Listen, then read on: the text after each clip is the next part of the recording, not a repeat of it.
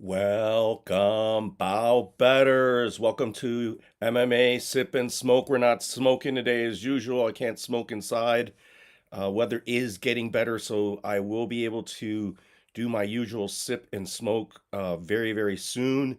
Please check out the shorts that I've made on the cigars that I have reviewed most recently or tried most recently. We always have good cigars, and I'm looking forward to getting back and showing, or at least having some uh, content with the beers.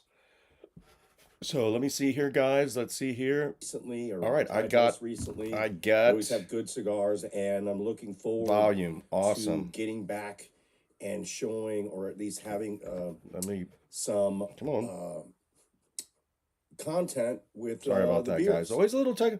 We're always doing the So let me see here, technical guys. Let's problems see here. here. Recently or All right, most recently. I get Always have good cigars, and I'm looking forward volume. Awesome. to getting back. Oh, that's on my computer. My bad, Or at guys. least having Let me some do this here. Sound. content with Sorry about the that, beers. guys. Always a little tech. We're always doing the So let me see technical here, guys. problems Let's see here. All right, that should solve it, right? That should solve it, right? We got sound. We know we got sound. Sorry about that. A little technical difficulty here. To start, hopefully we could get somebody in the chat where I could check out. Let me test this out here. See if we test this again. All right, yeah, I could see the chat. That's cool. That's cool. So no one's in the stream yet. UFC 300. Been waiting quite a while for UFC 300. I think Jim Miller is one of the only fighters that has been in one of these. What do they call it? A centennial? These centennial events. There's been UFC 100, and of course, there's been UFC 200, and then UFC 300. I think Jim Miller was the only fighter that to have been on one of these. It being UFC 100, and I wonder if was Max Holloway on UFC 200. Guys can check that for me. Let me see if I can make myself a little larger, guys. Here, I could. I don't really like seeing myself that much, but it's okay. It's all right to do. Let me see this here. Let me open this up here. Make myself a little bigger. Why not? Yeah, you can see me a little better there that way, huh? We'll check it out on the how it looks on the next slide, because we are going to discuss this card up and down the card. There is, I think, 12 fights on the whole card, so it's gonna go be not be over very quickly. That's something to discuss. Like, if how do people feel about the quantity of finishes in this particular card? It's there are going to be finishes. I just don't think we're going to see them where we might expect them to see them, and Vegas might feel the same way about that. It's sort of all over the board. I personally don't think. I don't. I'm going to be very honest. I don't have a lot of great reads on this particular card. I'm looking at it, looking at some of the numbers. That's another thing that we could discuss or leave in the chat what you guys might do as far as, like, what do you guys think, or who do you guys think is the best dog on this card? Would you play that dog depending on what the number was? Um, and any other picks that you might have in the comment section. Please share, like, and subscribe. Comment if you can. Get me in the algorithm. It doesn't seem to be working, but it's okay. It's all right. I'm always here just for the game, just for the love of it. So uh, I'm happy with it. It's cool. We're here. I'm here discussing things. I'm hoping to get the smoking back because right now it's overcast. It's not the best of days here in Chicago. It's pretty ugly outside. I still, although it's raining and it's not cold, it's just overcast and it looks like it's gonna rain. I could have probably snuck in a smoke today, and maybe after this cast here, this live stream, I'm gonna end up doing that. I'm going to uh, uh, possibly smoke a cigar here in a little bit, right? So, welcome, Bout Betters. Welcome, Bout Betters. Oh, let's look at the UFC. Before, let's get into looking at just briefly some of these numbers here, guys, of just looking at some of the numbers before we get into the slide presentation, right? Let's look at some of these numbers here that DraftKings has for us. I don't know how well you guys can make that out here, but we got Davinson Figueiredo versus Cody Garbrandt. Figueiredo minus 310. Garbrandt is plus 250. Yeah, Garbrandt's going to be a bigger guy. Davinson Figueiredo is coming up in weight class. We'll discuss these things. What do you guys think about Figueiredo? Cody Garbrandt being a possible dog play here? Let me know in the comment section. Ah, man, that Jim Miller. And we'll look at that Jim Miller play that I've been making money on and losing occasionally, but making more money on Jim Miller by submission plus 600. Plus 600 right there. I mean, tough to pass up. That plus 600 number is one of the better, I think, one of the better prop plays that is available, right? I know we're jumping around and getting ahead of ourselves, and that's all right. There's no rules to this. Jessica Andrade minus 135 versus Marina Rodriguez. Either way there, I don't think you're making a bad play. That's going to be an awesome fight. Jalen Turner versus Renato Moicano. I think Moicano is coming in on short notice. Funny guy live. Jalen Turner is always very dangerous. That's going to be a better fight. That's going to be a barn burner. Same with this one. Sadiq Youssef and Diego Lopes. What if Lopes can't get Sadiq Youssef down? I think in the stand-up, Sadiq Youssef has definitely got an advantage there, although he is the dog. And I think it's primarily because of the takedown defense or lack thereof of takedown defense. And then Diego Lopes is just good everywhere, all around, but especially on the ground. If he gets you to the ground, it could be lights out for you. Holly Holm versus Kayla Harrison. Kayla Harrison, huge favorite. Actually, she was a bigger favorite weeks ago. She's down now to minus 425. I think that's because people are seeing her having a hard time on her weight cut. Calvin Qatar versus Aljamain Sterling. Aljamain Sterling going up a weight class, so he doesn't have to weight cut anymore. Going to be the faster fighter and definitely have the wrestling advantage, but Qatar has got great takedown defense and will have, I think, better, more solid boxing than Aljo. Is Cater the dog of the week here? And then the number that another fight that it could have been is for a championship contender. I think that it's for the number one spot. Jiri Prochaska versus Alexander Rasik. Either of these guys or Jiri could get his potential title back, and then Rasik has a chance for his first title. He is the favorite, and I think it's because Rasik has, I think, that jiu-jitsu advantage, but Jiri, great fighter all the way around, submitted Glover after sort of, actually it was a back and forth. I wouldn't say that he was dominating Glover, so that was a lot closer of a fight until it wasn't than people thought. Bo Nickel, one of the biggest favorites of all time here at minus 2,100. Cody Brundage, plus 1,100. Joey and other people have joked around, hey, we'll just throw $10 on Brundage just in case there's a DQ or Bo Nichols, slips on a banana peel inside the octagon, breaks his leg or something, some freak disqualification or something, similar to what happened to Aspinall years ago, right? He broke, dislocated his knee during the fight. And, something like that can happen. And Cody Brundage could possibly pull this thing out. And then Charles Oliveira versus Arman Sarukian, another spot where Charlie Olives as an underdog. Sarukian, damn, just such good wrestling and solid striking. Is a submission threat, but awesome control. Just fabulous control there. Plus 180, minus 218 right there on the line there. And Justin Gaethje, Max Holloway, plus 136. Justin Gaethje, minus 162. Awesome fight there. That's going to be the fight of the night. 50 G's for both of those dudes. I'm certain they're going to put on a battle and go to war for us. Zhang Weili versus Yang Xiaonan. Wow, and Zhang Weili, again, a big favorite, super well-rounded. Yang Xiaonan is going to have her hands filled. I mean, does she have a chance? Of course, she's got a puncher's chance, but Shang Wen Li could take it, give it, hammer and nail. Great wrestling, great jujitsu, improved wrestling, improved jujitsu. Probably one of the most improved fighters, male or female, uh, of this short time right here.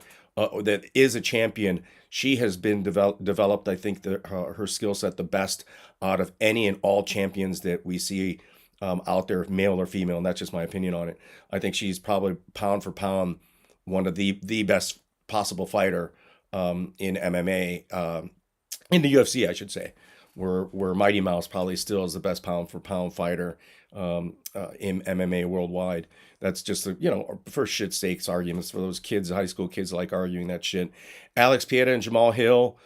Pieta minus 130. Jamal Hill. I'm liking that Jamal Hill by KO. They're very similar KO prices. Vegas is expecting a finish there. It could go either way in terms of it being a finish or this just being sort of a boring fight. Pieta has been finished, but Jamal Hill has not. So that's going to be very, very interesting, guys. Very interesting line altogether, right? It's a very, very interesting card. I'm excited for this. I'm excited for it. I just don't know. I'm excited as a fan. I just haven't found my spot. I'll jump to or I'll mention what I did a little later because we have time to do that. Well, you can go on ahead, Rio. Um,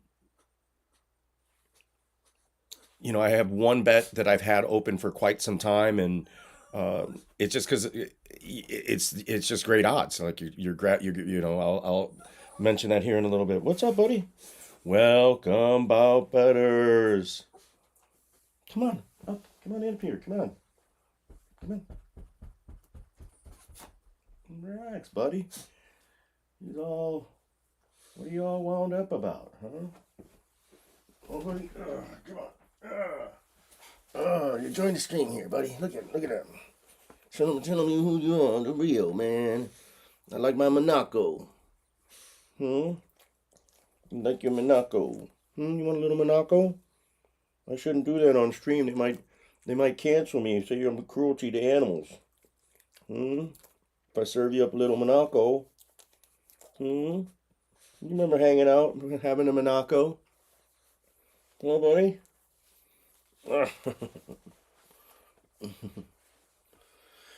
Yeah, so I haven't found some good spots on this card. I don't know what my plays are going to be. So from a gambling standpoint, this presentation and things I might have to say, you're gonna have to just take them with a grain of salt, or you could just ignore me, as most people always do. I have very few people watching this stuff, but I just don't have a lot of good reads on this particular card. I don't feel very strongly one way or the other about any of these fights this weekend, but I'm very anxious to watch them. I'm very anxious to check these out because look at from the start. Well, there's Joey. Welcome, Bout Butters. What's up, dude? Hey, baby. What's going on? I got Rio here. What's going on, Rio? I'm sorry, I'm screaming in his ear. He doesn't like that. Rio doesn't like that, the stinky boy.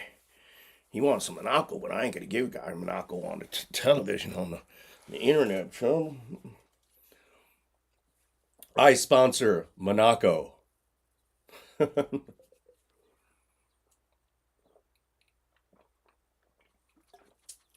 No. How was the holiday, Joey? Let me know if you want to get on the FaceTime. I'll put you on FaceTime right now if you're ready. If you want to, let me know. I think I got it going, working properly. If you want to come in quickly, just let me know, and we'll do that. Dee dee dee dee. Welcome, Bout Betters. I have to just make sure. Well, I don't think I have that issue, or would have that issue if it shows our numbers. Hmm. Yeah. So let's start talking. Let's get to the first event here, guys. Davidson Figueiredo versus Cody Garbrandt. Man, this is gonna be a banger, guys. Here, let me put down Rio. Hold on, buddy. I'm gonna make myself a little smaller so you can see. Um, there we go. Look, right here is fine. Right there is fine, guys. Right, Davidson Figueredo, Brian's here. Brian the Brains here. I don't, Brian. I didn't set up your number in the FaceTime, unfortunately, so I wouldn't be able to do it. Or if I could do it, but I guess I could do it. But I don't want to take the time. I should have done that earlier, and I knew I should have. How do you guys feel about Cody here as a dog? He's going to be the bigger guy, right? He's going to be the taller fighter. He has the better, well, actually, no, he doesn't have the better reach. Division Figueredo has the reach, but, Figueredo's coming up in weight class. And sometimes a lot of the skills that you have at one weight class, especially when you're moving up, doesn't really translate. You're going to lose a lot of your speed. I don't think he'll lose his endurance. That's one thing about Figueredo is that he's a tough guy to finish, right? And Cody Garbrandt has that chin, right? All Figueredo has to do is find that chin, and Cody will fold like a lawn chair, as they say. But Cody, I think, has the better discipline. Uh, Brian saying he doesn't free appear and send over some of that Bout better money. Fig by the sub is Brian's thinking. Yeah, I mean that's possible, right? I mean Cody Garbrandt has some pretty decent takedown defense, and we see that these even the Brazilians and people that aren't really known for their wrestling. If you're just going up against somebody that has poor takedown defense, and you're looking at Cody Garbrandt has very serviceable takedown defense, like 80%. I think he's gonna. I think Cody's live here. If he just, but he doesn't do it. Like if he could keep his hands up, he fights with his hands down, which is going to be very dangerous for him against Davison Figueredo because Figueredo has legitimate boxing and power. He's going to be smaller, but he has legitimate power. He has stopping power. I think that, it's just that look at the takedown accuracy, 44% for Figueredo. So I don't really think the sub, maybe a club in sub, is possible, but I think it's going to be ground and pound. I think that, on the money line, Cody Garbrandt is a possible, just because I don't like those fighters that transition up or down. When you move up a weight class, not a lot of fighters successfully make that transition. So right now, I'm just looking at this just from a standpoint, a fan fight. This could be a barn burner. If Figueroa doesn't find that chin and can't get a takedown, this is gonna be a war. This is gonna be a really good stand-up fight, which I would hope for. I'm hoping that Figueroa doesn't find that chin.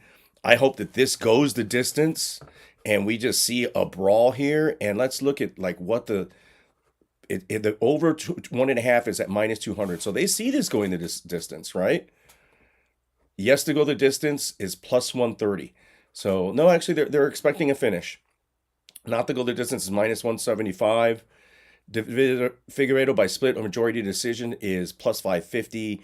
Figueredo by unanimous decision +180. Or that fight, I'm sorry, the fight to be won by unanimous decision. I think, a 3-round fight, man, I don't know.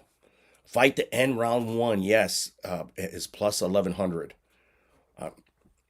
How the fight to go the distance, +130. I don't have the Bout better luck, Brian. I don't have that luck. Oh yeah, let me show the chat. Let me do this, guys, so you can see you guys there. Cover up Figueredo, but you could see the chat there, like you could see you guys there. I just don't have the lock on this, and I've mentioned that earlier. I'm hoping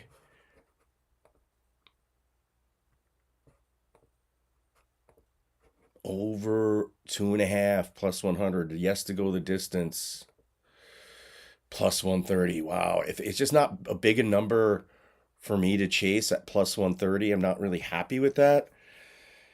You're better off just with Cody on the money line or Figueredo by TKO +175.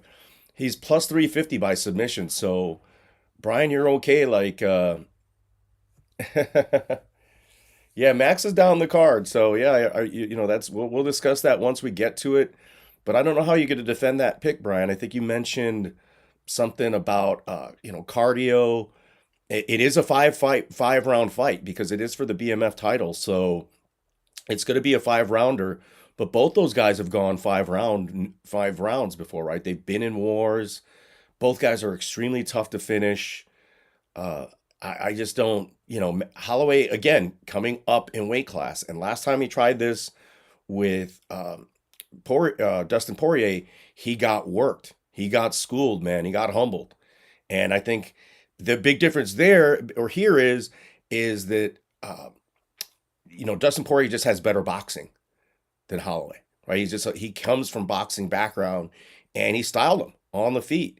It was a boxing match, and he just destroyed him with the boxing. I think a lot of it also had to do with size and him being more accustomed to being at that weight class. Max Holloway coming up the weight class, just like Davinson Figueiredo, just like Aljamain Sterling, just like a couple other fighters on this card, just worries me as them being picks because it's different. You're fighting different fighters that are at their natural weight class.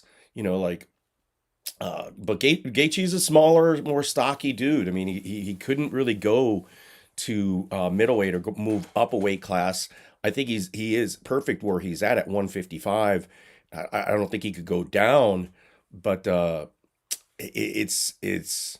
I just think it's a tough call for Max Holloway, and I don't know why he actually took this fight. So yeah, back to the Figueiredo match.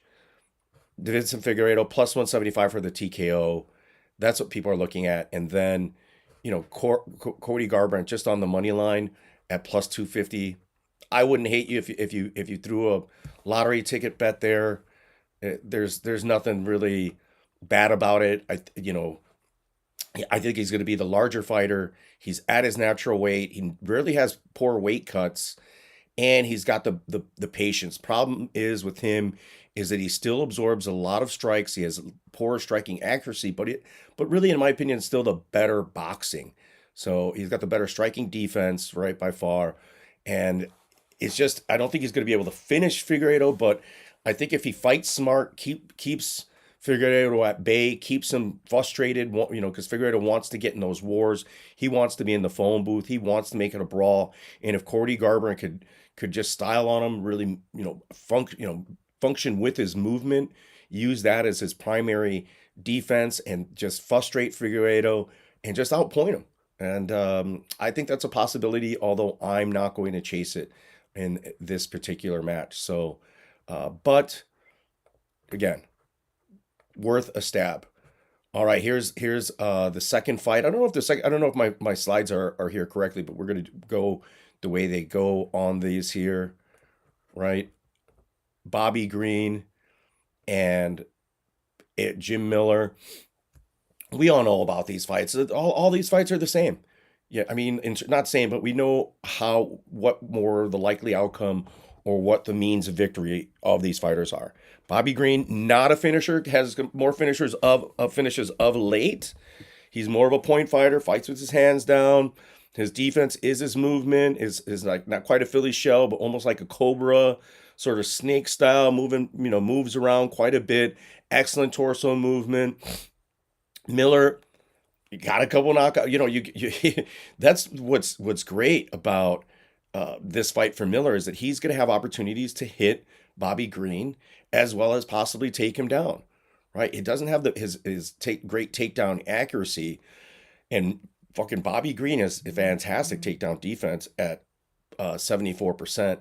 But Jim Miller with the submission average, like close to 2 submissions per 15 minutes. I mean, that's always there. And I mentioned that number plus 600 for Jim Miller by submission.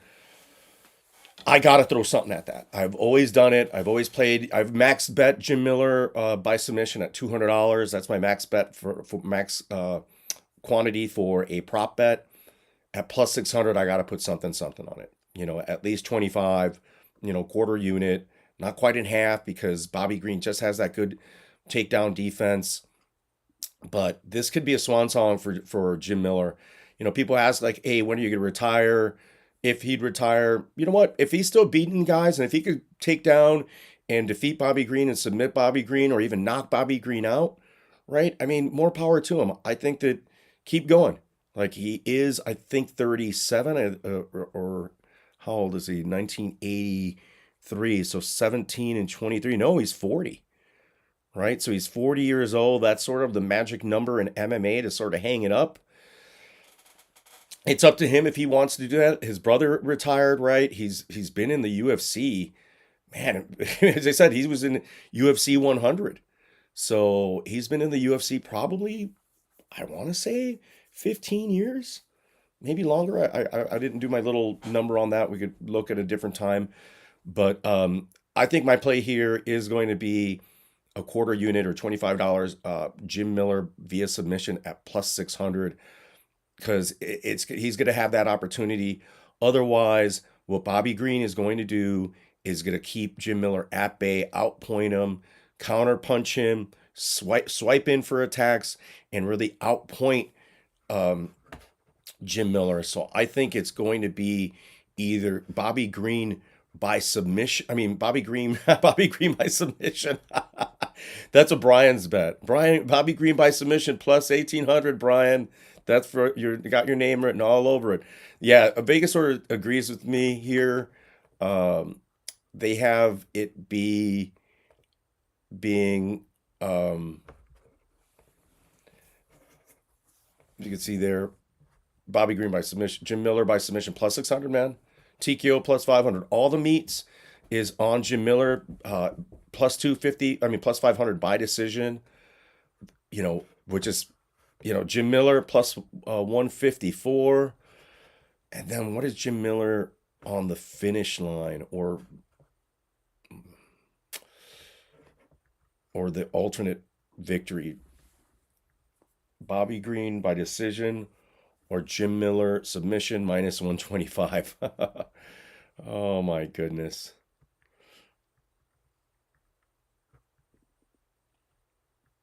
And Bobby Green to win by finish is plus 240 and Jim Miller by finish is plus 275.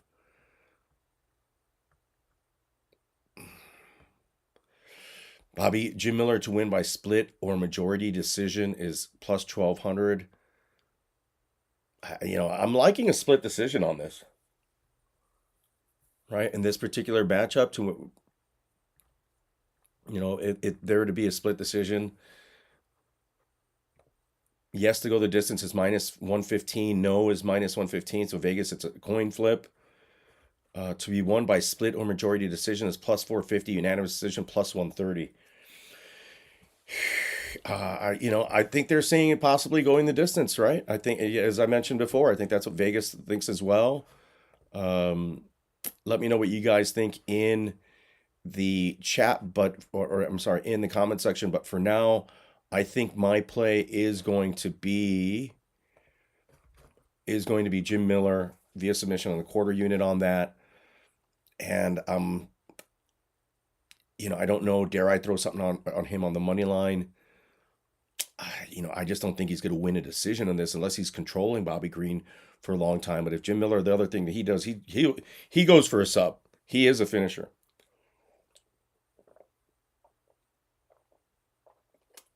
Bobby Green recently is a finisher, but he's more of a decisionator. So that Bobby Green decision, right? Bobby plus 140. I don't think there's any. This is a dog or pass here. This is Jim Miller, or just pass. But that's not a bad number on Bobby Green. He's not. Is he even on the money line? Is he playable? Minus 185. Right at the cusp there. I think there are better spots there. I think the play on this match is that plus 600 with Jim Miller. And that's what I would go with, guys. Next bout we have, this is going to be another barn burner. This is, I think this is Jessica Andrade's fight to win. I don't think she has the best fight IQ. And I can't really, I don't think Marina has the best fight IQ either, right? But she's going to have a huge height advantage here, right? By like 5 inches or 6 inches. But Jessica Andrade always has, rarely has a height advantage, right? She's very short, very stocky. And as I've always mentioned, she is one of the few women in all of MMA, and there are more that have come, more that have arrived that have genuine one punch, like manpower, like real stopping power. Jessica Andrade has like some real power, and she's better on the ground, has better grappling and slightly better submissions. Joey's saying Jiri's Joey's pick. Yeah, we'll get there, Joey. You want to do it on the FaceTime? Let me know. We do it on the FaceTime. Or we'll discuss that in a little bit here as well. But I know you guys are working, so you're probably going to get after that. So, these women, Marina has never sniffed the championship. Andrade is a previous champion. She's used to these fights. It's going to be 3 rounds. That 3-inch reach advantage. Marina moves a little bit better, but Andrade is going to get in her face, and Marina doesn't like people to getting in her face, right? And she doesn't like to grapple. Where Andrade is going to do all of that. She's good at dirty boxing. She's good in the clinch. Her takedown accuracy is not good or horrible. She has better takedown defense than Marina Rodriguez, and she has more takedowns, like 3 takedowns a fight. And I think that's why Andrade is the favorite here. I think she's better overall in her style in terms of being a bully and having genuine striking power, as opposed to Marina Rodriguez, technical, more clean fighting style. Marina's not going to be able to kick too much. She's going to have to use her reach. She's going to have to stay on the outside. She's going to basically be a matador against the little bull that is Jessica Andrade. And I love me Marina Rodriguez. I love her style, but I think here I missed the boat on when it was closer to even money, or even when Andrade might have opened as a dog. I don't recall. I know it was close to even money, and now she surged into. What's up, Shub? How are you doing, bud? Welcome to the stream here. Welcome, Bout Betters. Glad you joined in. Yeah, but Andrade is always live, as I mentioned before, for a finish, for a TKO, or in this case, even a submission. So the TKO is plus 300, the submission is plus 600. So there's good meat there. There's good meat. She's not going to have to worry about Marina Rodriguez wrestling. And I said this poorly before about Jermaine Durandame and this gal saying, "Oh, Durandame is not going to have to worry about the wrestling," and she just got out wrestled by a woman that could barely wrestle. Doesn't have a great ground game. She couldn't finish her, right? Couldn't submit her, and just laid there. But 10 minutes of control time, even though she was outstruck, she still won. So just really, really horrible here. But yeah, for the finish here, Jessica Andrade is plus 200. So I think Vegas sees her getting that finish. I'm doing okay. I wish there was better weather here so I could be outside and do a little sip and smoke, or even take the stream outdoors, which I tend to do. I'll be out on the patios, sipping on not a Modelo, but I'll be sipping on some IPA, because that's what I normally do. And I got plenty of cigars, good cigars to smoke right now. And I live close to one of the best cigar shops, not only in Chicago, but already officially in Norwood Park. Norwood Park Royal Cigars over there on Northwest Highway.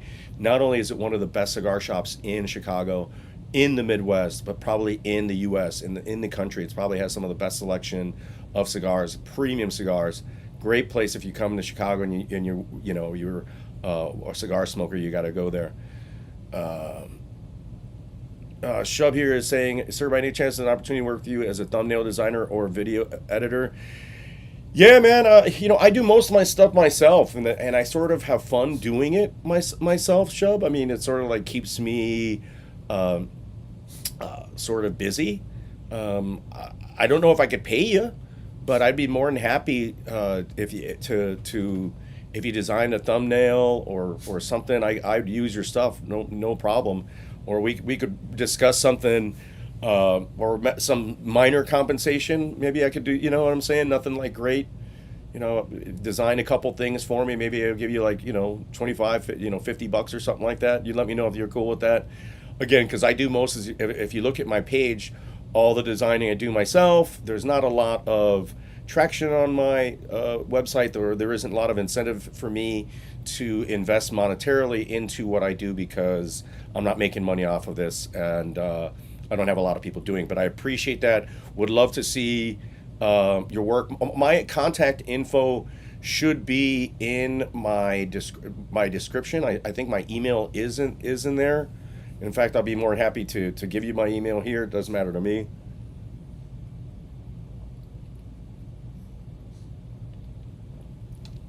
But I think it is in the uh, uh, description of my channel, or you could just leave in the comments section, leave an email contact that you might have. I'll be more than happy to contact you, and we'll discuss possibility of doing something. But yeah, that Andrade finish, not fantastic, right? That finish line, what would I say it was? Plus 200. Well, that's a lot better than the money line. No, not really. Minus 135. You could chase that. You could chase that minus 135 on the money line. Either fighter here. Either Shub. What are you thinking on this? Jessica Andrade, Marina Rodriguez. What's your pick there? Let me know what you think on that pick right there. But I'm gonna say this is gonna be tough. Because Marina Rodriguez is tough to finish as well. I think this could go the distance, and there's not enough meat on Andrade by TKO at plus 320. Yes, to go the distance is minus 135. Not to go the distance is plus 100. That's why, guys, I'm not feeling this card. I mean, it's hard for me to find spots and feel one type of way or another. Just because, I think like that Jim Miller plus 600 was the best potential play that I saw on this whole card. Like I was examining all the props and looking at the distance props. I was looking at the time props, round props, looking at the winning methods. Just looking at everything here, and that was that. And there's another play. There was another one that was nice and juicy, and that's what I was trying to look for. You're trying to look for the best bang for my buck here. I am down $370 for the year, which is not very good, but we're getting there. We're already at the quarter. I was down more last year by this time because I made a couple big bets that I lost. So last year, at one point, I was down over $1,700, and at the end of the year, I think I ended up losing. What was it that I said that I ended up losing? Like only 300, or so I caught back up, right, from being down $1,700, or even more than that. It might have been even more than that. Could have been up there in the 20 something, close to $3,000 range. Uh, I forget. It's probably something that I want to forget as well. So I was down a big. So being down $370, that's one event. That's two plays. One play. That you know getting, if I hit, for example, uh, Jim Miller at the plus 600 number, at that plus 600, boom, boom, boom, just say 25, it pays out $150. So boom, right there, I'll cut my losses almost in half, right? So it's just a couple plays to get me back to being even for the year. And I think a lot of times people that gamble week to week, and they're not looking at like what their history is and being honest with you on what their history is and what their actual cash flow and bank flow is. So and if you're tailing people on the web, I don't know. All right, yeah, yeah, no problem. I think it's yeah,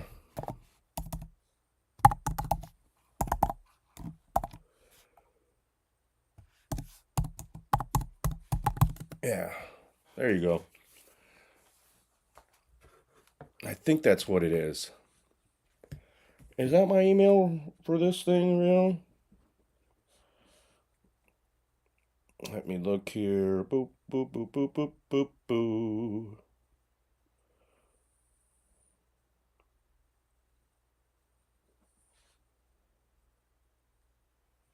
Come on, computer,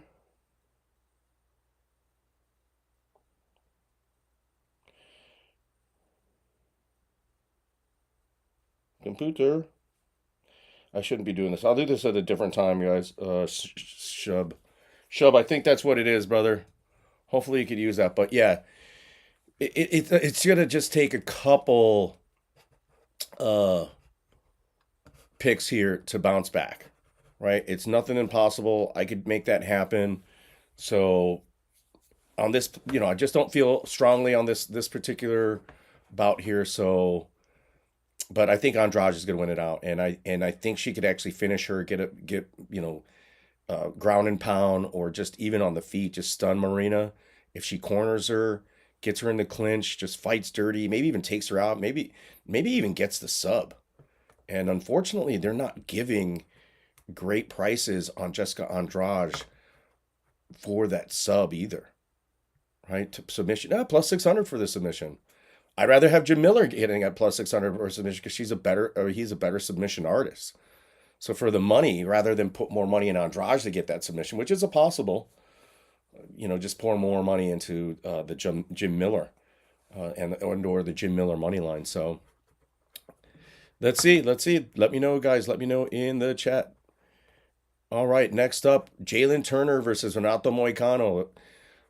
You know, Turner is just a dangerous guy, right? Like he is dangerous all around. Great takedown defense at 75%. So does Moicano. Look at the striking accuracy, very similar to these guys. The reach advantage, 5 inches for Jalen Turner, man. And he's a good boxer, great physicality. He's going to be much taller as well by a ton, but like 4 inches taller. Man, I think that he's just going to outpoint Renato Moicano. He's just got to stay dangerous. Just stay on the outside. He could, he doesn't have to brawl with Moicano, and he could outpoint, again, matador him all day. Renato Moicano is going to try to frustrate him, try to get him into, doing something stupid, right? He's going to try to get him to do something stupid. And I just think all the advantages. I don't know how this guy sent the text to, what are you doing there, bud? Yeah, all the advantages are going to be with Turner. And I think Turner is not necessarily the better kickboxer, but has that ability to stay on the outside, counter fight, counter strike, move around. Very similar to what Cody Garbrandt needs to do to Dyson Figueiredo, is just not make this a brawl. And Moicano would have a hard time. And then also the wrestling, right? Like Turner has a little bit better wrestling. I think he's got better jiu-jitsu. If he could also mix in a few takedowns, doesn't have to necessarily go for that submission, but just squashes them, lays on top of them, does a little ground and pound, round after round after round. I think he's going to sneak out. Renato, as we know, is tough to finish. He is tough to finish. I'll give that. So I don't see a finish in this. I see this going the distance, and I see Jalen Turner taking this. Let me get this here, guys, so you can see what I'm looking at.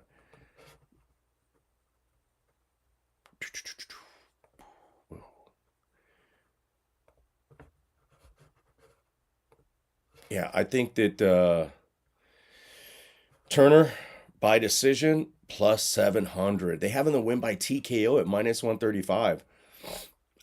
Yeah, Moicano's tough to finish. What is yes to go the distance? Yes, plus 275. That's actually not a bad spot in my opinion. I know that Turner is a finisher.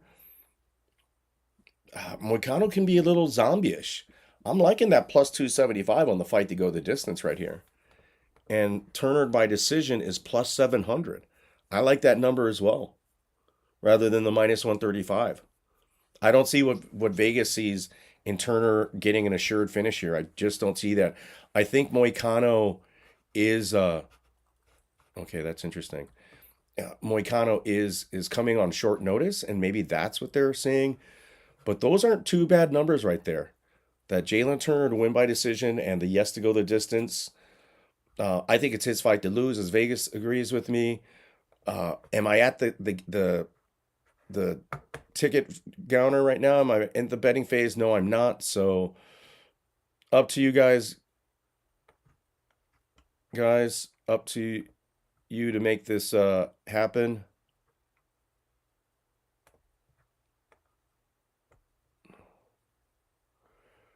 Whoa.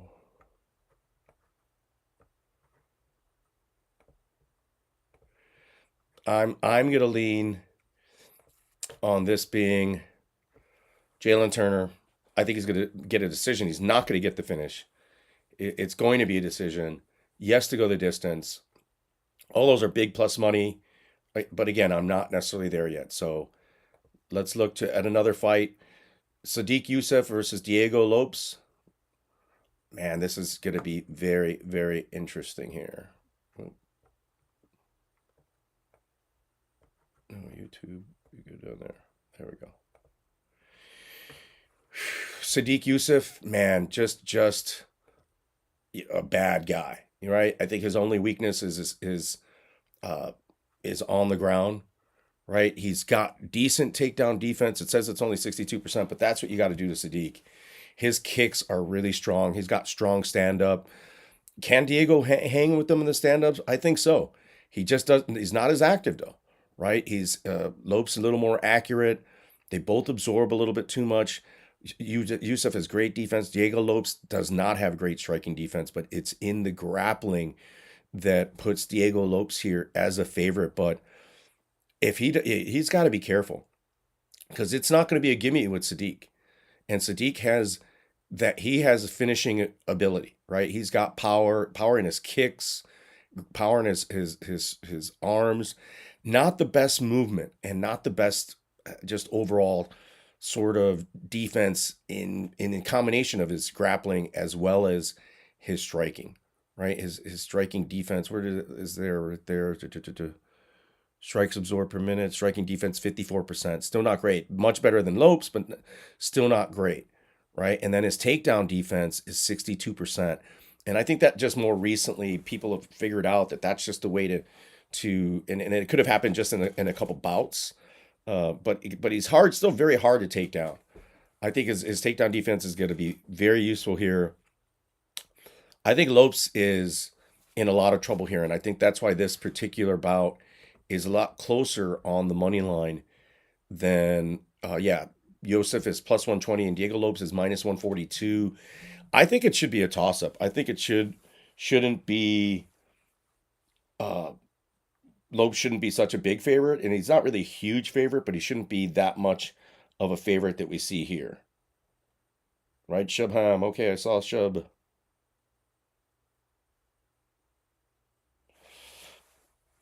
I don't know who Shub is.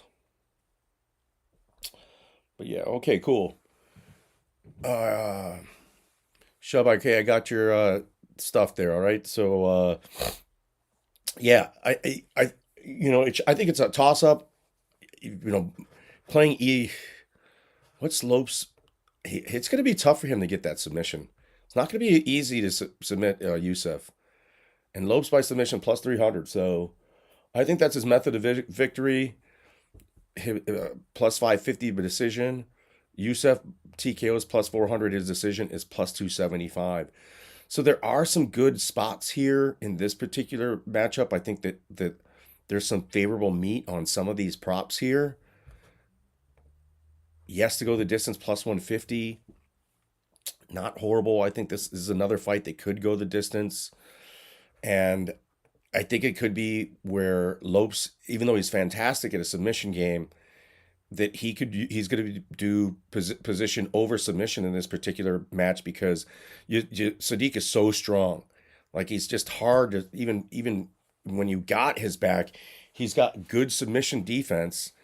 So I'm really thinking that this goes the distance.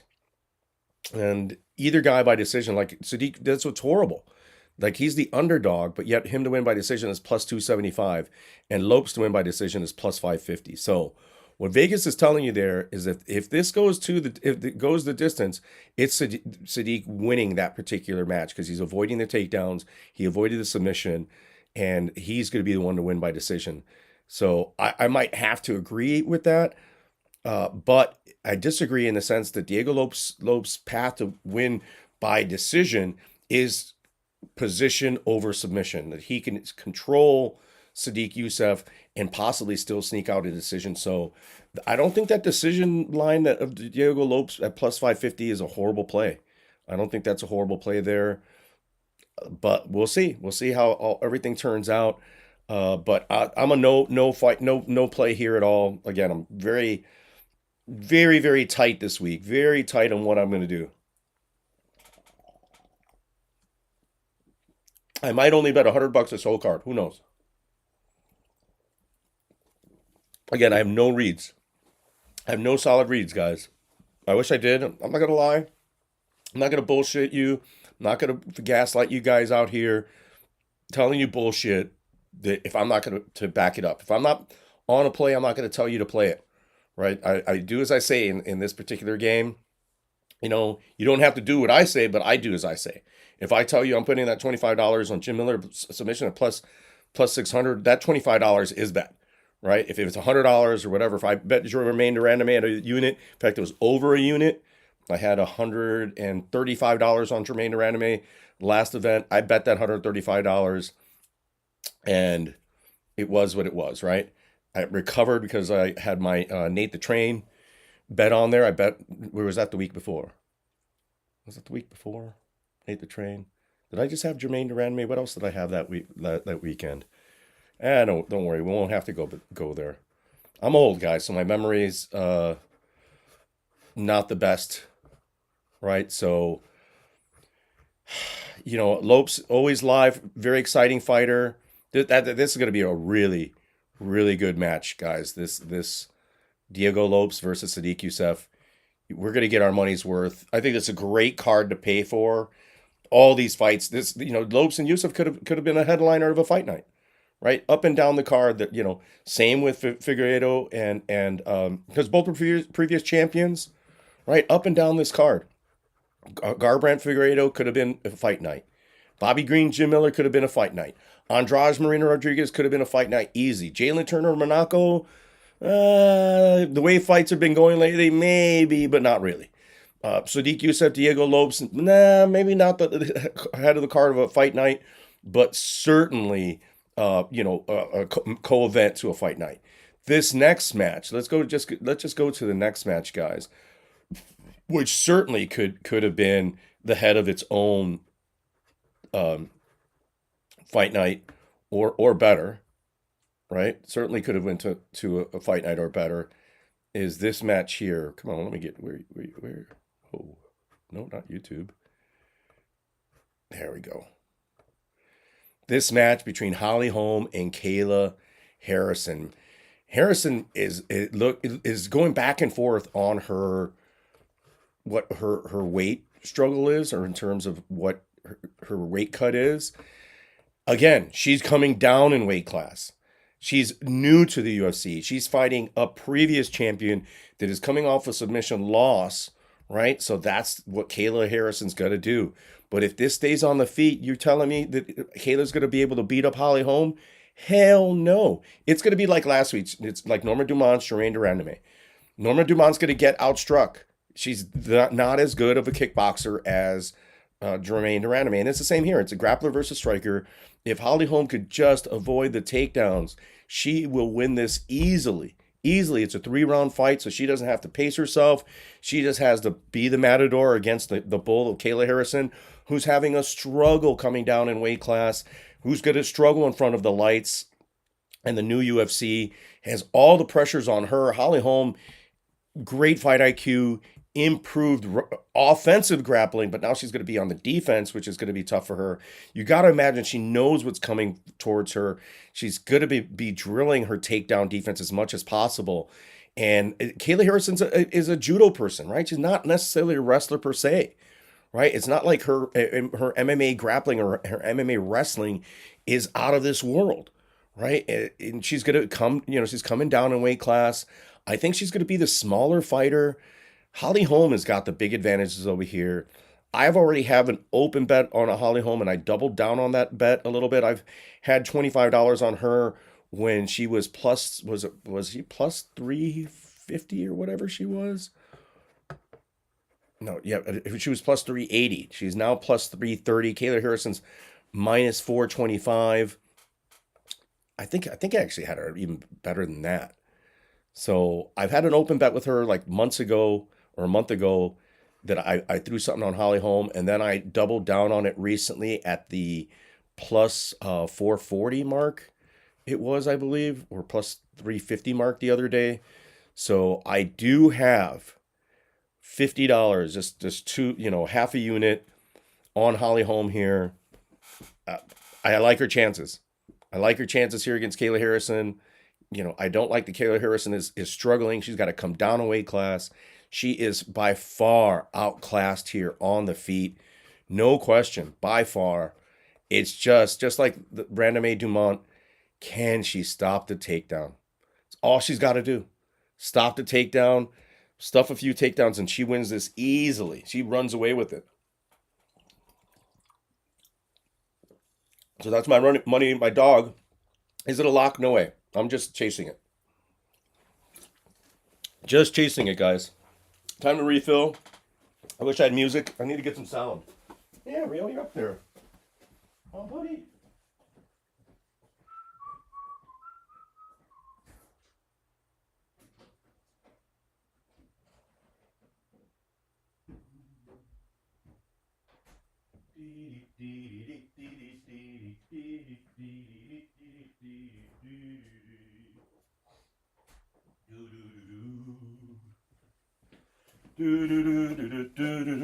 Welcome, Bout Betters. Welcome to MMA Sip and Smoke, where we discuss MMA while we enjoy libations, beer, and cigars. Welcome, welcome, welcome. It's your boy, Roberto, breaking down the fights, discussing the beer, getting drunk, hanging out with you, having a good time every Thursday. Please comment, like, and subscribe. Get in the show. Get your FaceTime on. We'll bring you on board. Get yourself some coffee. You'll feel better. Welcome, Bout Betters. Yeah, so as I mentioned before, Kayla Harrison. I think all the advantages, right? Except for that wrestling. We see how strong wrestling is in MMA. That's why we have somebody who's just a wrestler thinks he's going to be the next champion, and we'll discuss that coming up here in Bo Nickel. It's like, oh yeah, you could wrestle really good. You think until you find somebody that stuffs your takedown, or that has better jujitsu than you, and puts you in a heel hook, or just submits you, right, Bo? Bo, Bo's got a big head. A big head, and we haven't seen anybody test his chin yet either. Like he's fought only cans. Bo Nickel has not fought anyone of any notoriety whatsoever. And the only person Gordon Ryan that he's fought of notoriety, he's lost to. He got submitted by. So Bo, he could yap away, but I'm waiting to fade Bo. But then again, I've been waiting to fade O'Malley, and look what's happened to that, man. You better put that money on O'Malley, because he's been cashing tickets for people. So Bo has too, but Bo hasn't found anybody, and Bo doesn't know that there are people out there that are better at the submission game and the wrestling game than him, and there are definitely people that are better on the feet, and they're going to test that chin someday. And I hope that's what happens here with Holly Holm. You saw Kayla Harrison when she fought the Brazilian woman who was taken down early, but then stuffed the rest of the takedowns and just had the power and technical advantage on the feet and outpointed Kayla Harrison. And I think Holly Holm could be the spoiler here. Just because you move in from the PFL or from Bellator, not everybody makes the transition easily, and it's just not instantaneous coming from just different organization being a champion and then to the UFC, especially against somebody against Holly Holm, even though Holly Holm is on the older side of the spectrum, older fighter here. She's just by far the better striker, and she's a far better striker in comparison to what Kayla Harrison is as a wrestler. Right, and a jiu-jitsu practitioner. Right, so on those two levels, I just think that one is skill set is just by far a little bit better. So if this could just remain on the feet, Holly Holm all day. Hopefully I cash that. But we'll see. I'm not disappointed if I don't, right? Like that those bets so far we're at like $75. I might leave it at that. Next fight, guys. Calvin Kattar, Aljamain Sterling.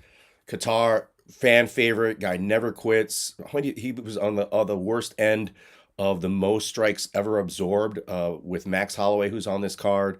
But Calvin is just, dude, the dude's a beast, right? The dude is, even if he absorbs, like, what is the striking absorbs? Specifically the strikes.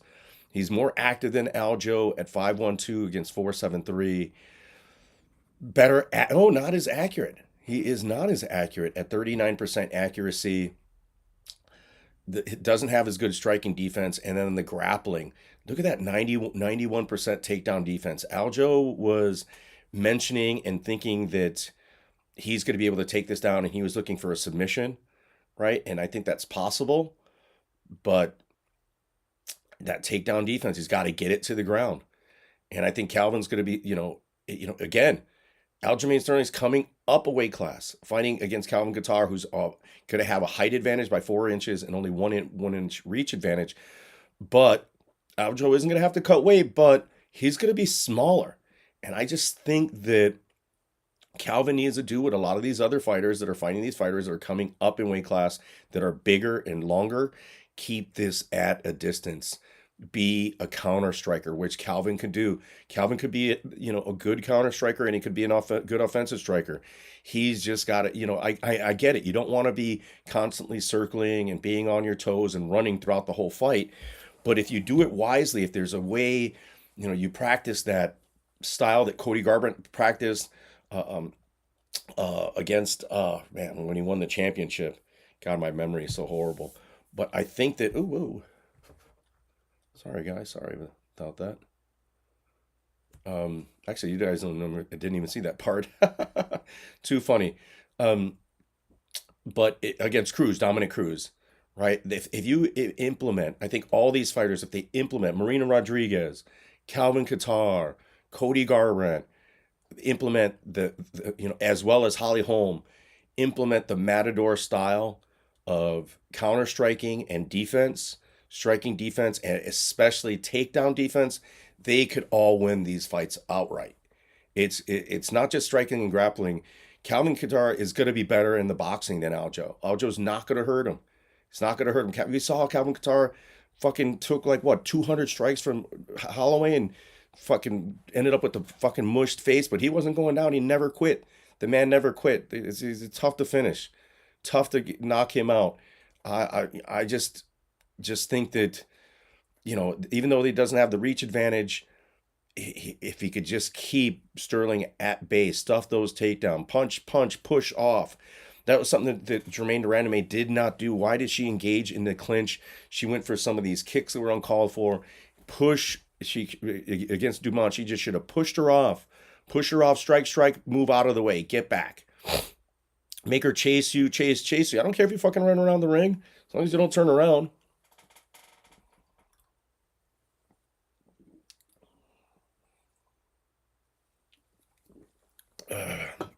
As usual, the stop checks, Joey and Brian, lead the chat. Everybody comes in. They come in early. I appreciate it, though. Come in early and then disappear. What are you going to do? What are you going to do, guys? So, yeah. Kattar's a live dog here. I don't think that Aljo, even being previous champion, coming up a weight class, he's always needed to do this, but again, it's not his natural weight class. I think he should have stayed down there, tried, he's opening up things for Merab, which I think is what the plan was. So he's helping his friend out in a career. I mean, Aljo's still going to make his money. So I think he can still compete at this level. This could be a test for him. Let's see how good his wrestling translates, if he's going to get it there. But so yeah, let's look at some of the odds.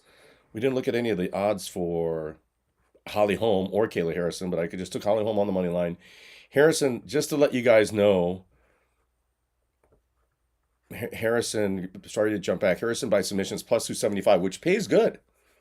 right? Her by decision is plus 120. So they actually almost see that going the distance. Like, but I don't think so. I think if Harrison gets it to the ground, I think she could submit Holly, right? I think Holly's going to have a hard time. She's going to panic when she's on her back. If she's offensive grappling, she does good. She's going to do fantastic. So, but yeah, going back, don't want to go back. Let's going forward or coming to this bout. Aljo, Qatar by decision plus 275. Fight props. Yes to go the distance. They see it going the distance because Qatar is tough to finish. And I think if that's the case, take Qatar.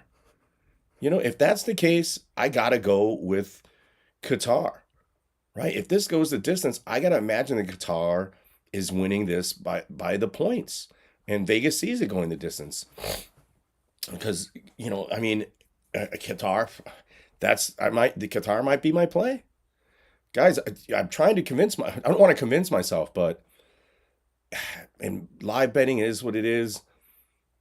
I don't know if Aljo gets that submission. And if Vegas sees this going the distance, as I potentially could see it go the distance, I think Qatar takes it. I think he takes it by decision if he does. And there's far better meat on that. Qatar by decision plus 275. Right? Aljo submission plus 450 and him by decisions plus 120. So they actually see this going to decision, but Sterling winning the decision. So I would disagree, but it is what it is. I think it's still going to be a good matchup, good East Coast brawl, East Coast battle. And I wonder if these guys have met before in like grappling matches or in boxing or anything on the East Coast as they were coming up in the amateur ranks, because they're very similar in age and similar, in the region right there. So I wondered about that. So, but that being said, we're here now to Joey's pick. Do I have the Joey's pick graphic? Yeah, I got Joey's pick graphic here. Joey's pick graphic. Hold on here, guys. I'm going to remove the bout better. And Joey's pick. We're going to go to Joey's pick here. Boo. Welcome, Bout.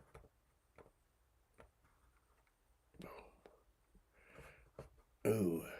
We got the DraftKings. Don't see the draft. Boom.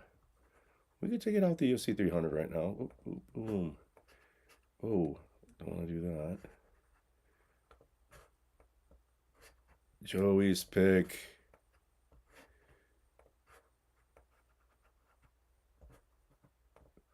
Joey's pick here. Boom, boom, boom. Boom, boom, boom. I have to get me some sound effects, guys. I think I could figure this out here. Let me see if I sound. I see audio input capture. No, I'm gonna figure it out, guys. I'm gonna figure out how to get some sound and add those little sound effects here. But we are on Joey's pick here, and Joey's pick is centering on this match between Jiri Prochazka and Rasic, right? Going to be an awesome match. Gonna be an Joey's pick. Gonna be an awesome match here. Again, another card. Easily could have been a fight night. Easily could have been a fight night, guys. Easily been a fight night. No problem here being a fight night. Both these guys are finishers, European champions. Alexander Rasic, both dangerous all over the place, on the ground or on the feet. Joey's pick here is Jiri Prochazka, and he likes his submission ability, but I like Rasic's submission ability more. I think that he's more dangerous on the ground, and I think he has the more power. He's better at the sort of the club and sub part of this game, right? I think he's better at the club and sub aspect of MMA here. It's going to be close, man. And that's why it's reflected in the odds. This is one of the best, it's even money, right? There, Prochazka is minus 105, Rasic is minus 115. It's a coin flip, and I think for a reason. Very similar in stature, Jury's going to have a slight reach advantage. Jury's a little bit busier on the feet with 55.1 against 4. He's got better accuracy. But look at that. Jury absorbs 5 strikes per minute, where Rasic only absorbs 2. So that's going to be a big, big thing there. Because Rasic has better striking defense at 53%. And then on the wrestling, look at Rasic's takedown defense, 90% compared to Jury's 68%. And very similar submission averages. So I think Rasic could get that submission or the finish. Like Rasic here, let's see what we got here. Let's see what we got here, guys. Let me go back to this here.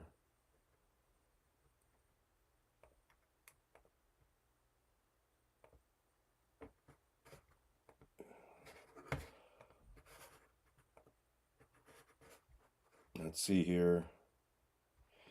Whoa. Yeah, over under set at 2.5. Over 2.5 is plus money. They're saying a finish in here. Yes to go the distance is plus 165. And not to go the distance is minus 225. So Vegas is seeing a finish here. I don't know if I'd agree with that. I don't know if I'd agree with that. Here, let me do this, guys. Does that do anything better? No, let me do this. I'm in the way here. I'm in the way of, I didn't notice that, people, of some of these numbers that I'm putting up here. I'm in the way. Yeah, let's do it that way. And then boom. Yeah, that looks better, huh? Now I'm not in the way, right? Yes to go the distance, plus 165.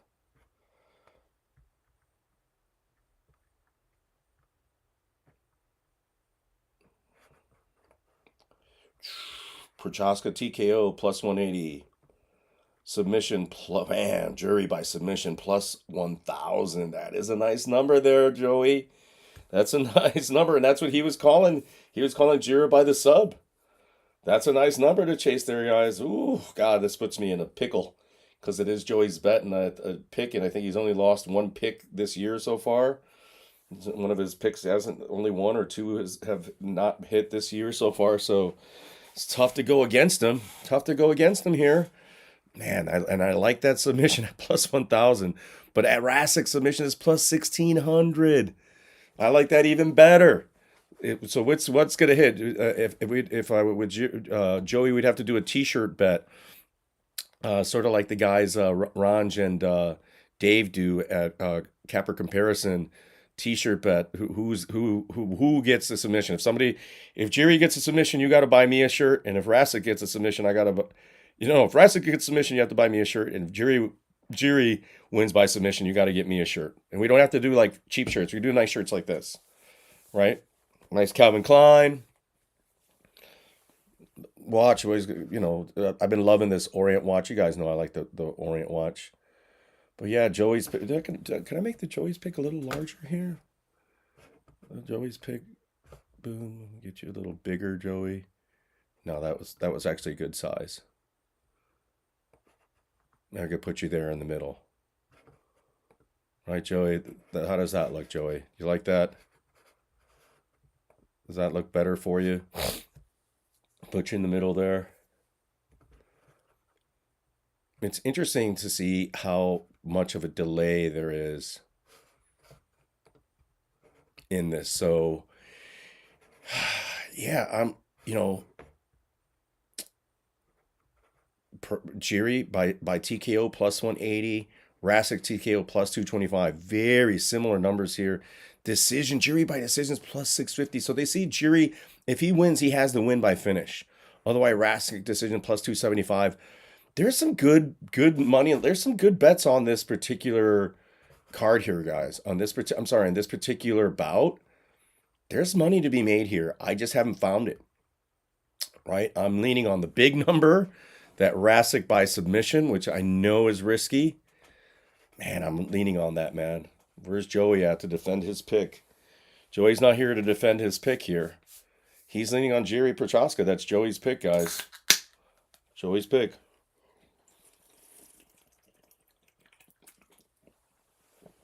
It's Prochaska. So let me know what you guys think in the chat, in the comment section. But all these lines are really good. I love it when we have it. Even on the money line, guys. I like this bout from a betting standpoint. I think there's money to be made here.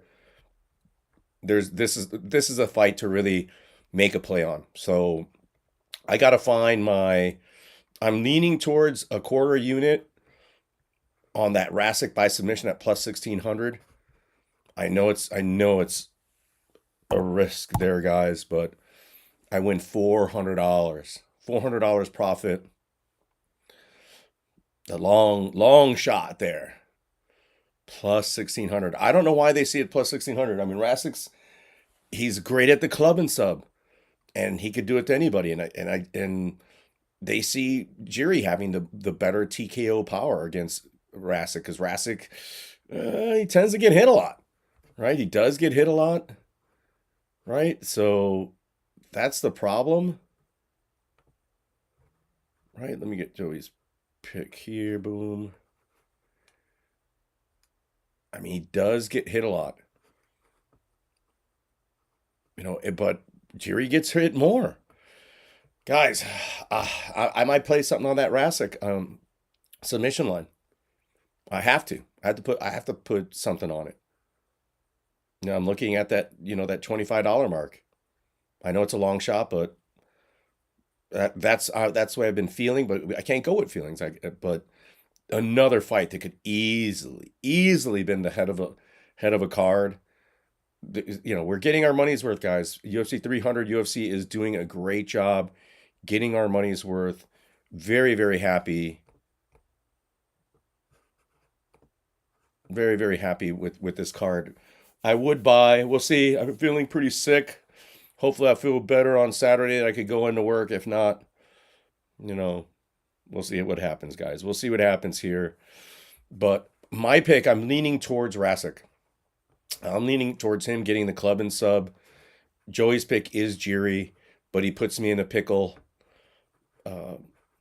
But not much of one. Because the first thing I saw Joey is Rassic's submission ability, and Joey countered with Jiri's submission ability that he submitted to Glover, although I think it was more almost of a club and sub than anything. It's just both guys were super tired because they went to war. So I'm leaning on Rassic. I'm leaning a little on Rassic. Same age, a lot of similarities in size. He's as big as Jiri. So we'll see if Jiri, the European ninja over here, is gonna be able to withstand this attack from Rassic. But great fight nonetheless. Gonna be looking forward to that one. Definitely on the main card. Why this fight is on the main card, I do not know. Let me take care of Joey's pick. Joey's pick's gotta go. Gotta bring back my symbol there, the old Bout better, right? Cody Brundage, Bo Nickel. No, what do we say? Like, where's the money to be made here, guys? Where is the money to be made on Bo Nickel? Maybe getting a TKO, because Cody Brundage doesn't have any striking, right? And even the TKO isn't fantastic. Bo Nickel TKO plus 140. Bo Nickel submission minus 125. Him decision plus 800. They don't expect the Cody Brundage to last with this guy, right? So,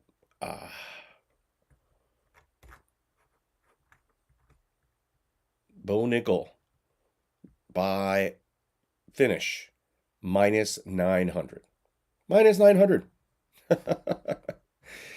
I think he is going to get the finish in this. I think it's easy. It's either way. It's going to be via TKO or submission. I think he's going to actually get the TKO in this one. I think it's going to be ground and pound or even on the feet. Brundage is just going to crack. Is there something to be said of throwing something on Brundage just in case Bo Nickel, like I said, slips on a banana peel, something happens, hurts his knee? Being such a wrestler, so durable all those years, it's tough for even a freak accident to happen, just because they're so well maintained. And even if it did, he'd continue. He wouldn't let you know that he has a broken leg or that he's hurt or that something's really wrong with him, he's going to just fight through it. And he's still going to be able to beat Cody Brundage. Similar to O'Malley did against the Thai guy, the Asian dude, where he still fought just on one leg. He still fought. Still ended up getting a victory. I think that Bo Nickel here. What are we going to say? Grappler versus grappler, and one guy is an All-American grappling champion versus Cody Brundage, who is just a good wrestler. Like, right, not All-American, not elite, not a good submission guy. It's just going to be Bo Nickel all day, and that's what Vegas is put here. Why they give him a can for UFC 300 is to get a finish here, right? To get a victory for him, pad up his record, almost like what they do in boxing. Again, I just don't think there's anything betting wise here at all. It's dog or pass, and I don't even think a dog bet's worth it. And there's nothing for dog here. Is there something freak that could happen here? Like fight props. Fight to go the distance, yes, plus 600. No, plus 1200. That's a possible. Yes to go the distance, I don't think so, because Brundage is just so bad. It's a give me. Brundage is a patsy here. They're just setting him up as the patsy. Fight to end in round one in a minute, in under 60 seconds, plus 300. So they're looking at this ending fast. Plus 350 at the minute to 2 minute mark. The 3 minute mark plus 450, and then the 3 to 5 minute mark is plus 550.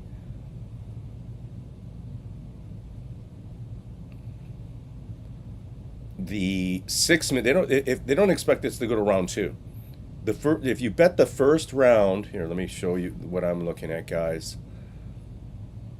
If it goes to the first round, right? Looking at the same. You're looking at what I'm looking at now. If it goes into the first round, I'm sorry, the second round, you're at plus 1600 already. That's not a bad number, guys. But I say this ends in the first round. I think Brundage just cracks under the pressure. I think one of these time of finish props is your way to go here. If you're looking for a little money,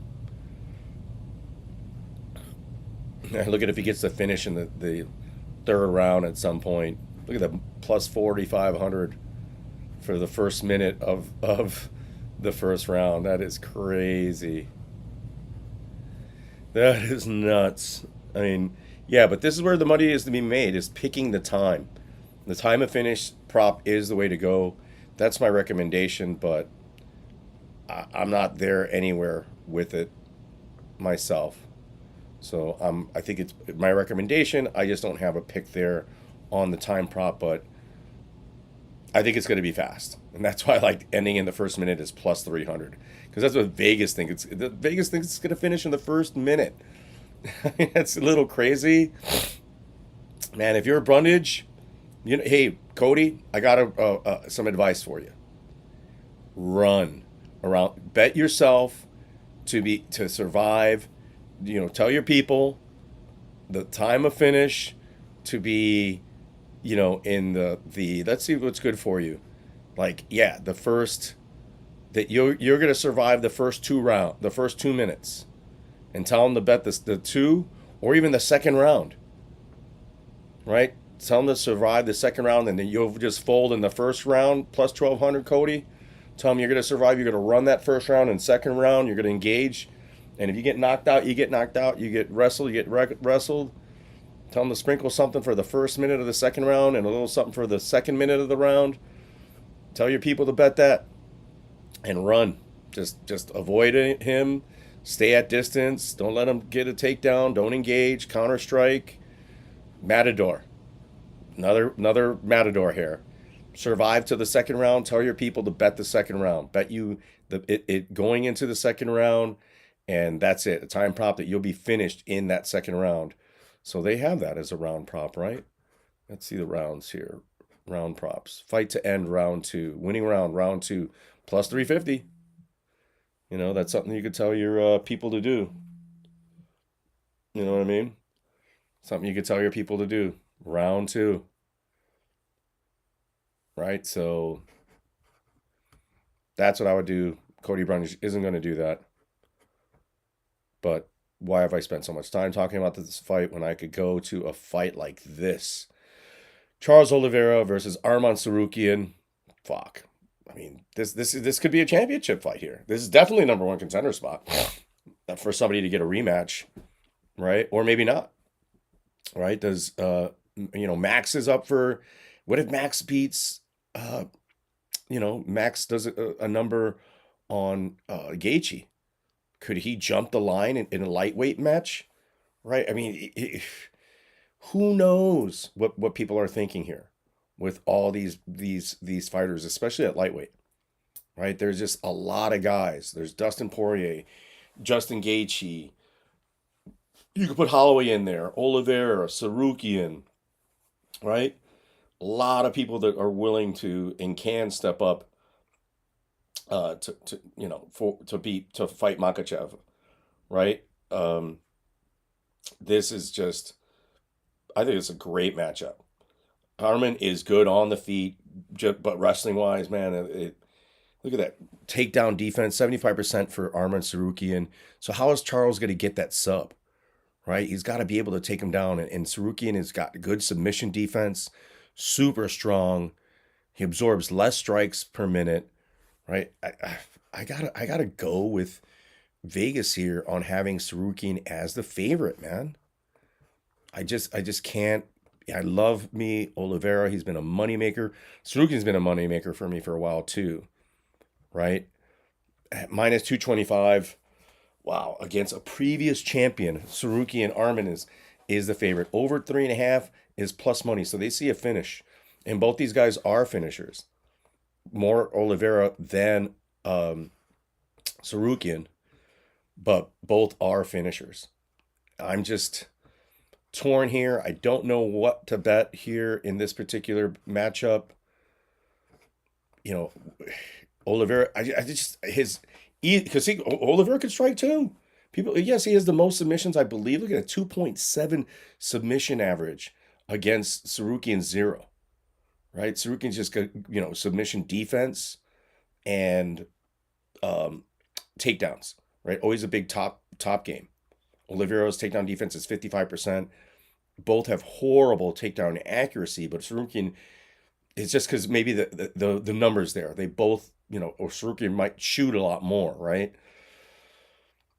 Striking defense, Oliveira absorbs more accurate, not as busy as Sarukian. So and Charles is gonna have a slight height and reach advantage here. This is gonna be a banger. This is gonna be has fight of the night written all over it. If it goes 3 rounds, which I think it will. I think even though these guys are finishers, I think this is going to go the distance. And what did I say that was, guys? What did I say here?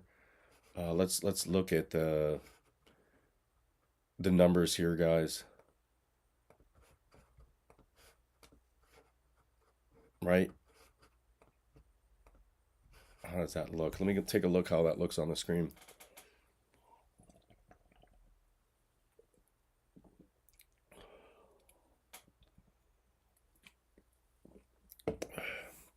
I'm liking the Arman in this. I'm liking Arman. Yes, to go money line minus 225. I'm not going to parlay that, nor am I going to reach and stretch to make some money off this. I just can't bet any prop here. Sarukian decision plus 300. Right? That submission, Oliveira by submission plus 450. Not bad. I wish it were meatier. Not bad. Look at Sarukian TKO, which he's not a big TKO guy. He could get it because Charles does get hit a lot. Plus 130 compared to Oliveira's TKO, which he could get too, is plus 700, which I think is a good line for Charles if you're in the Charles. But yeah, just not really feeling this. That Sarukian decision at plus 300 is a possible, and that yes to go to distance at plus 200. I'm liking those. I'm liking those over anything else, guys. And I like that I finally got the scale a little better on the stats and on the gambling thing here, or at least looking at the gambling page, right? Looking at DraftKings, that's I like that. I like that. Right? I like that. And I like that you could see the stats when I go to the slide that I think I got the right scale. I don't know how it translates on your phone. It still might be a little small, but if you were on a computer or if you went onto like a computer connected to a larger monitor, or as I do via HDMI connect to my screen here at home, I can read everything perfectly. In fact, I see everything better on the screen here than I do on my laptop, which reminds me that maybe it's time to buy a bigger TV or monitor. I don't know what I should do. Let me guys know in the comment section. Should I buy a better monitor or should a monitor slash or smart TV? What would you guys do? Desktop monitor or actually, or I could still hang the monitor up. I think maybe smart TV. We'll see. Although I don't game, so I don't know what the purpose of having those. But I don't mind the curved TV, right? It might work. I don't know. I don't necessarily need the curved TV. I just think that what I have here works great for me for now, so I probably don't need either. But might as well have a better TV that could connect via HDMI and that I could watch movies on the screen a little bit better than this TV that I have right now, which is a cheap, I wouldn't say piece of shit because it's fucking been great. Had it outside, very durable TV, excellent, excellent, excellent. But talk about durability. Armin Sarukian, durable, durable, and Oliveira, dangerous, man, dangerous all over. He can knock Sarukian out. I mean, I don't even know why. You know, Oliveira by TKO plus 700. That's a live number. Oliveira's got some legit fucking kickboxing. He's a fantastic submission artist and jiu-jitsu guys. But people forget that his first discipline is kickboxing. He loves to submit people, but he loves to punch people too. And I love me some Charlie Olives. I think these are two of my favorite fighters in the UFC. I love each of these guys' style. I love Sarukian's wrestling and striking style, and I love Charles's kickboxing and submission style. Really great fight here. Great matchmaking. Give either of these guys the title shot, but who knows what the UFC will do. But it is a must win for either guy because either Charles gets catapulted into that discussion again, and or he gets put in the back of the line, and that's the same for Sarukian. If Sarukian does not win this out, he's going to be in the back of the line. He's going to be waiting a long time for a title shot, and he might never see it in his career for years. So this is his opportunity. This is his out. He has to win this. Like he is, all the pressure's on him because Charles is always going to be in discussion. He could always be a gatekeeper, which he's sort of playing here, and he's always going to have his spot and maybe have another opportunity. He's going to be like one fight away, or one fight away from the fuck.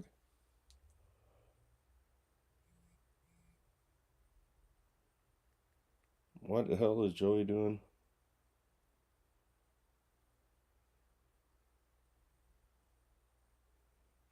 I'm saying Tiger's doing really well. I don't know if it's the Masters or whatever. But that's not here or there. I don't bet golf anymore. I've made a good amount of money back in the day on Tiger when Tiger was Tiger. I made some money, but at Augusta, Tiger is always live. Always live. Tiger loves that course.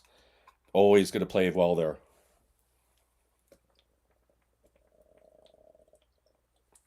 Mm.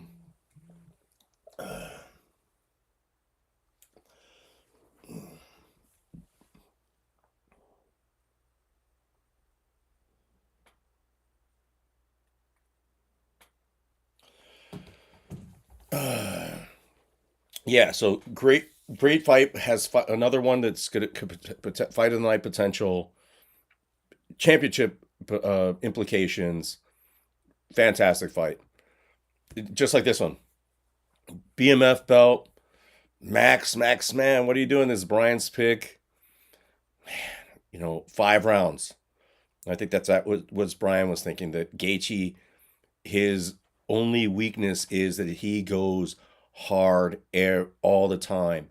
And can he withstand Max's pressure because Max is going to bring it constantly. Even if he's losing, Max will still pressure any fighter. He does not mind like pointing at the middle of the octagon and saying, "Meet me here."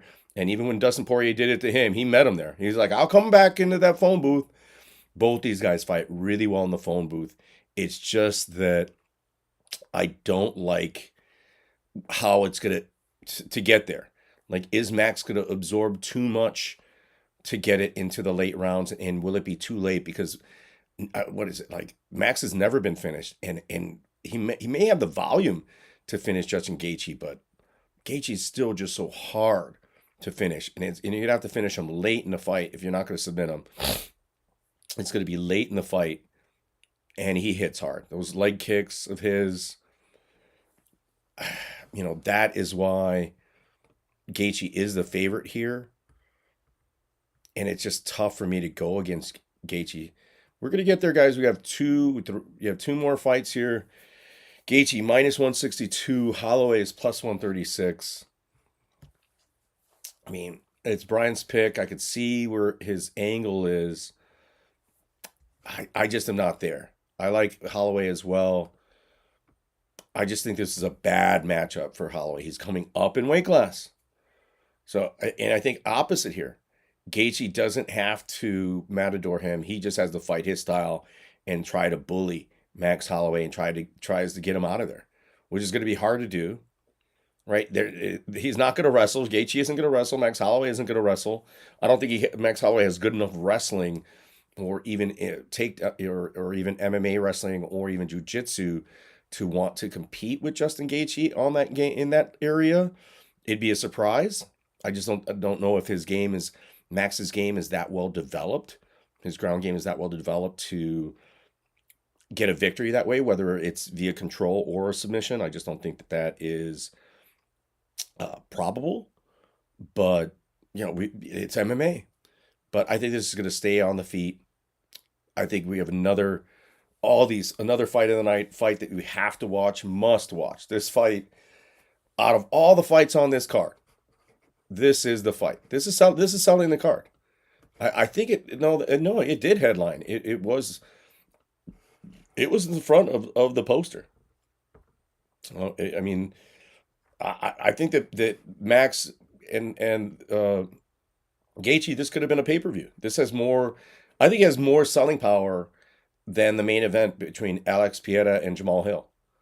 They're both veterans, both have a larger fan base, been part of the UFC a longer time, more recognition. How many fucking fight of the nights between these two? Especially Justin Gaethje. I think he's only not had a fight of the night like once or twice of all his fights. All his fights are fight of the night. All of them. They're all fight of the night. Right? And Holloway's been part of a ton of fight of the nights as well. So there's no doubt that this is going to be the fight to watch. Right? Like the fight, because the next bout between Weili and Sean Shannon, I mean, it's a championship, but Weili's taking that. And the excitement level, I don't think Sean Shannon is going to be able to make it exciting, because I think Weili, we'll talk about this in a sec, but is there a spot? Is there a place? Like, let's look at some of the odds on this one. And guys, I know we're going long here. Let me see how long I've been going here. It's all right. Shit, I've been an hour and 38. I got like 20 minutes left, so I'm gonna finish this one up in like 2 minutes.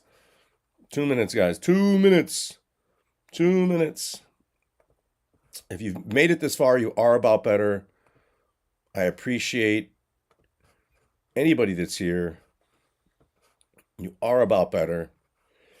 Yeah, Gaethje minus 162. Gaethje by TKO plus 150. They think he's actually going to knock out Max Holloway. Look at Holloway actually has a better submission probability at plus 1800 compared to Gaethje's plus 2200. And the decision line very similar.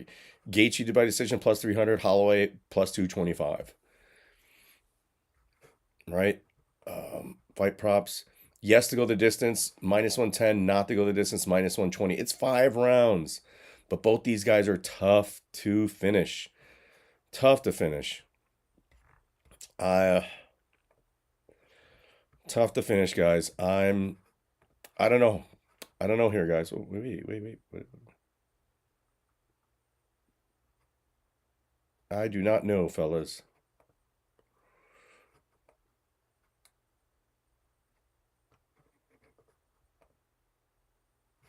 I'm having a hard time here. I'm just gonna watch the fight. I can't go with Max to win this. I don't think Gaethje's gonna finish him. You know, but if it goes to that decision, look at that. Max is more likely to win a decision, plus 225 compared to Gaethje's 300. So, Brian, you have a point. Vegas sees Brian's point that if this goes the distance, that possibly means that Holloway is going to be outpointing because of his just output and that durability. Both guys have durability, but the output's going to be there where he's going to have the advantage if it goes the distance. So, and it's going to be, and Vegas doesn't know. Fight to go the distance, I mentioned. Yes, minus 110. No, minus 120. I think, again, that Rasic Jiri card is where some of the meat, either side, there's some money to be made there, just figuring out what happens there. And when, going back, the other area of betting that we're going to, need to take a look at, when Bo Nickel can defeat Cody Brundage. When is it going to happen? Not how. When is it going to happen could make you some money. Picking out when it's going to happen. That's the hardest thing to do, guys. One of the hardest things to do in gambling is to pick when it happens. That's why you get the big, meaty props, the big numbers on that, because it's hard to do. But I'm leaning on Gaethje taking this. And he doesn't even have to finish Holloway. He just has to beat him up. Right? Just even in the war, he hits harder. He's going to be the bigger guy, the thicker guy. Holloway coming up in weight class. Doesn't have to cut, and he doesn't have a problem cutting, but he doesn't have to cut. He might be a little quicker, but I don't think he's going to be able to hurt Gaethje. But anything's possible, especially in the latter rounds. I think this is going to be a sloppy war. It's going to be that round 4 and 5 is going to be very, very exciting. Very, very exciting. So is what it is there, guys. Going back, let's go back now to one of the championship fights here. Close that out. Don't need that open. Boom. I don't know my activity monitor. My activity monitor looks good. I have all these apps open, and it's this new computer here, guys. It's like, now you guys don't understand what kind of pain I had, and I was the content wise and everything else. Not having that computer, I have this new MacBook Air with the M2 or M3 processor, 16 megabytes of RAM. Fuck, there's nothing happening to the activity meter. It's like, when before I couldn't even do this. Like the mini Mac I had, I could not do what I'm doing right now. It's just stream basic shit and do this, what I'm doing here. So this is awesome. I'm having fun with it. It's shitty outside. I don't go to the gym. I don't work out anyway. So I'm getting ready for the good weather so I can get on my bike. I'm going to do some cross training or some training. Come and train with me. I'll train with you guys. You don't think I could train? I'll wear you motherfuckers out. Me and Cat Williams will be running. But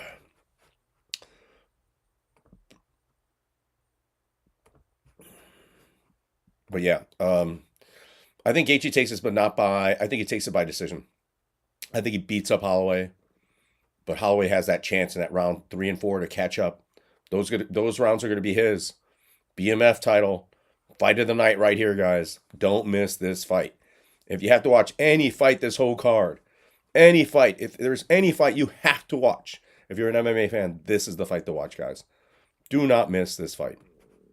I think I'm telling myself that. Even if I'm working or I get off work, go someplace, watch this particular bout, right? All right, guys? This fight, I really don't care for. Were there other potential bouts that they could have made? Yan Shunan deserves it, right? Were there any other potential fighters for Zhang Weili to fight? And I'm just sorry, Yan Shunan just doesn't. I think her number should be as big as Bo Nickel's number. Even though Yan Shunan is a tough woman, very strong, Zhang Weili is just so well-rounded. right? When she went to fight ready and got with Cejudo, the fight IQ is off the chain with Zhang Weili. So intelligent, so moldable, it transformed her style. Like I love that shit as a person, not even an MMA practitioner, as a person, the ability as an adult to take instruction, to learn, and in your later years, especially when you're already good. That's even more impressive. When you're already a champ and you up your game, you like go to fight ready and you fucking improve your wrestling and your jujitsu game and you're just game overall where you're like she's like a mighty mouse.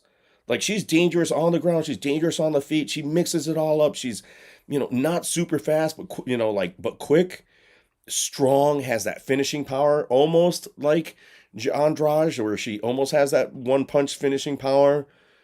Jan is just outclassed here by far, and I would think that this would be a bigger upset to me if Zhang Weili lost to Yan Hunan, if Cody Brundage beat Bo Nickel. Because Zhang Shannon is a champion. It's for a belt. She's faced the best of the best, and two of the other great women to do it. Rose Namajunas, I think will end up being a Hall of Famer, right? Joanna Jędrzejczyk might be a Hall of Famer, but maybe but they fought those two ladies between these three women. They've cleaned out the division. That's why we're here with Jean Chenon. Like there's nobody else, and I don't think Zhang Weili wants to go up in weight class, and I don't think she has to. Right? I mean that's her only alternative at this point is to go up and fight someone at a higher weight class, which I don't think I wouldn't not recommend it. I think she could fare well against anybody. We saw Mighty Mouse in jiu-jitsu against like a fucking 240-pounder, a guy who you know, was so much bigger than him. And I think Jean Hunan is the same thing. Is there a line here that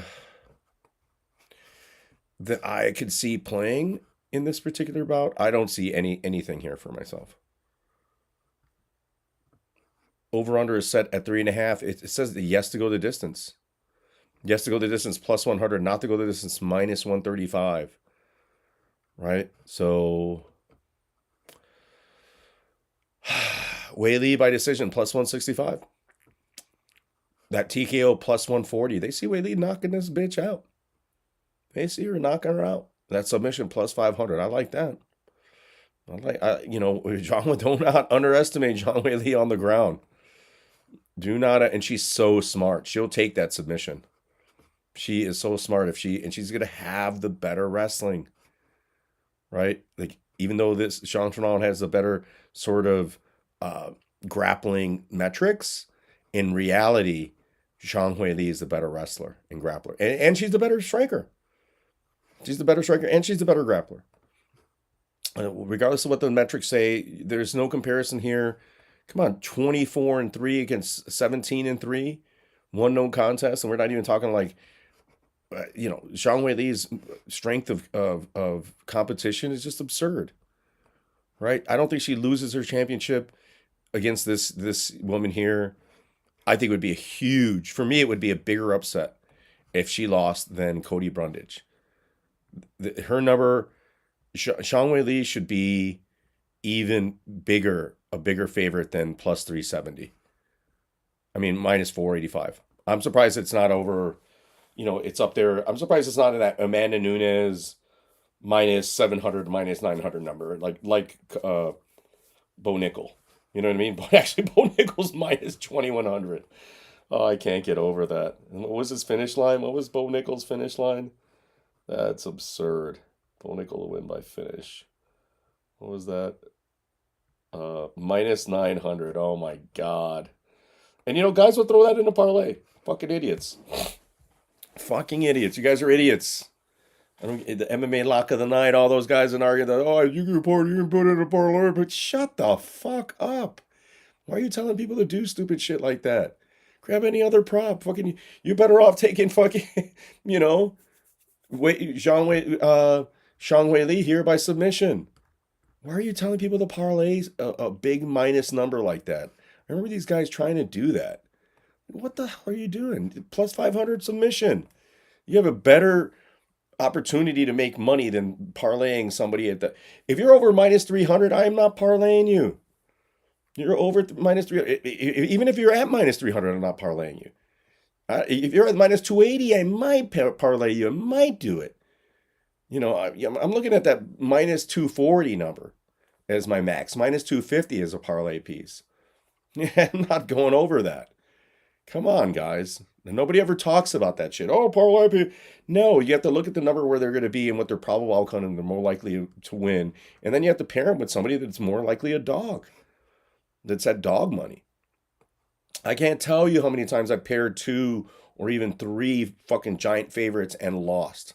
I have the tickets over here to prove how much I lost, as Ronj knows, and I'm gonna throw them away. I want to let me bring them out. Actually, I'm gonna make a little mess, but you guys have seen the. I should call this the box of shame. The box of shame here, guys. Take a look at this. Look at this. Tickets on. Oh shit. Look at these. These are all tickets, guys. These are all bets. Holy fucking shit. You see this, guys? This is all fucking money here. This could have been cash and it ends up losing. Mush. Mush. Mush, guys. Mush. These are all winning and losing bets all here. Right? So you guys remember if I bet or not? These are the real tickets. This doesn't even represent what I'm betting. I wish this was money. And it's not. Right? So I've learned my losses. Right? I've learned how to lose. I know what it is to lose, guys. God damn. There's even weight in here. Look at this. Look at that. Fucking A. I'm throwing all these away, though, today, guys. I'm throwing them all away. Life's anew. I can't live in this past. But look at these fucking tickets. Holy fucking shit. God damn. I have to take a photo of these. Oh, my God. Yeah, look. Look, more. Make it rain. Holy fucking shit. I can't. This is shocking. Here, look, guys. Look. Look. Look down here. Look at that. Let me put the light on it. Holy fucking crap. Look at down there. Look at down there. Holy crap. Oh my God.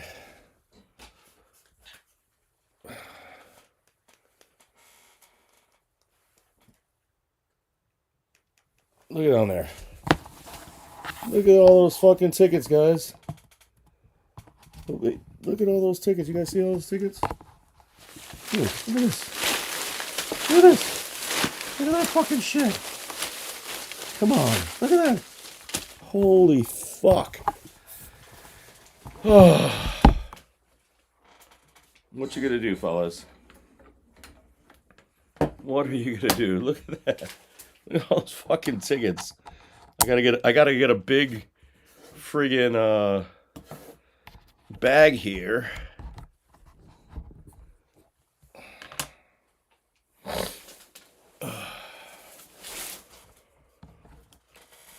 I gotta get a big bag to throw them all away. I'm gonna throw them all away today, guys. Holy crap. I didn't even know I had that many tickets, guys. Let me just pull one here out of. Look at all these. This one's a $25 3-pick parlay.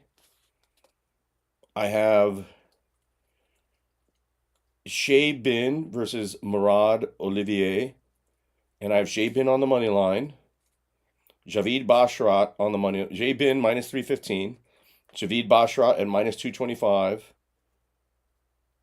And I took Gazadine at,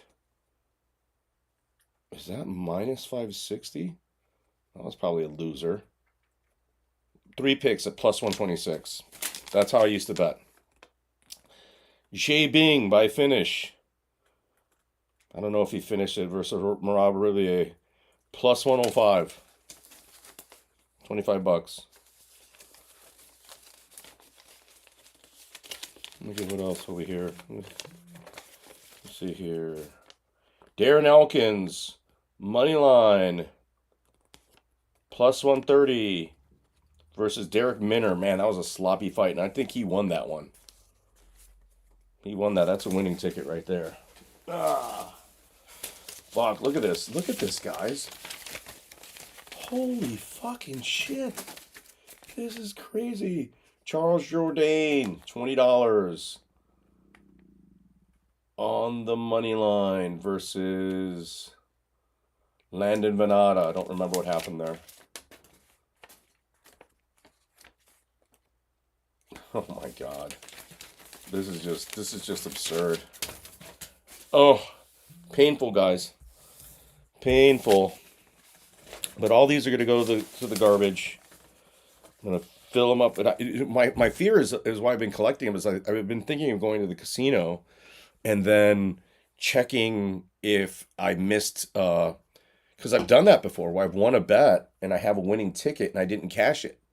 Right? I left the casino, or I had so many bets and I missed it.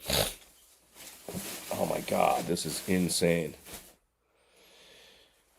It's sort of a aspect of my life. I'm like, is this the sign of a winner? Some of these are winning tickets, but I don't know if I should be giving you gambling advice when I have this. You know, look at this. Look at this, man. Look at this, dude. I literally have a mountain of tickets. I'm going possibly. Oh my god. Oh my god, guys, this is insane. I need a drink. I need a drink. My god. All right. Main event time, fellas. Main event. Main event. Dun, dun, dun, dun, dun, dun, dun. Main event. We have a main event. We have a main event. Dun, dun, dun, dun, dun, dun, dun. Jamal Hill, Alex Pieta. Man, I just don't know. My only fear here, I'm on Jamal Hill. Guy coming up a weight class, coming up, or came up weight class, yes. Defeated, his opponent, got it from Jiri. But Jamal Hill's a different beast, bigger, like 6'4", 6'4". They're similar in size, I guess, yeah. Jamal Hill's going to be, I think, faster, but man, this is a tough one. I'm liking that Jamal Hill, but Pieta is the champ. I just don't see Jamal Hill only at plus 110. It's just tough to chase that. You could go either way here. Minus 130. Winning method. I think Vegas sees this not to go the distance, minus 400. They see a finish here. Vegas sees a finish, guys. Let me know what you guys think in the chat. Holy fucking crap.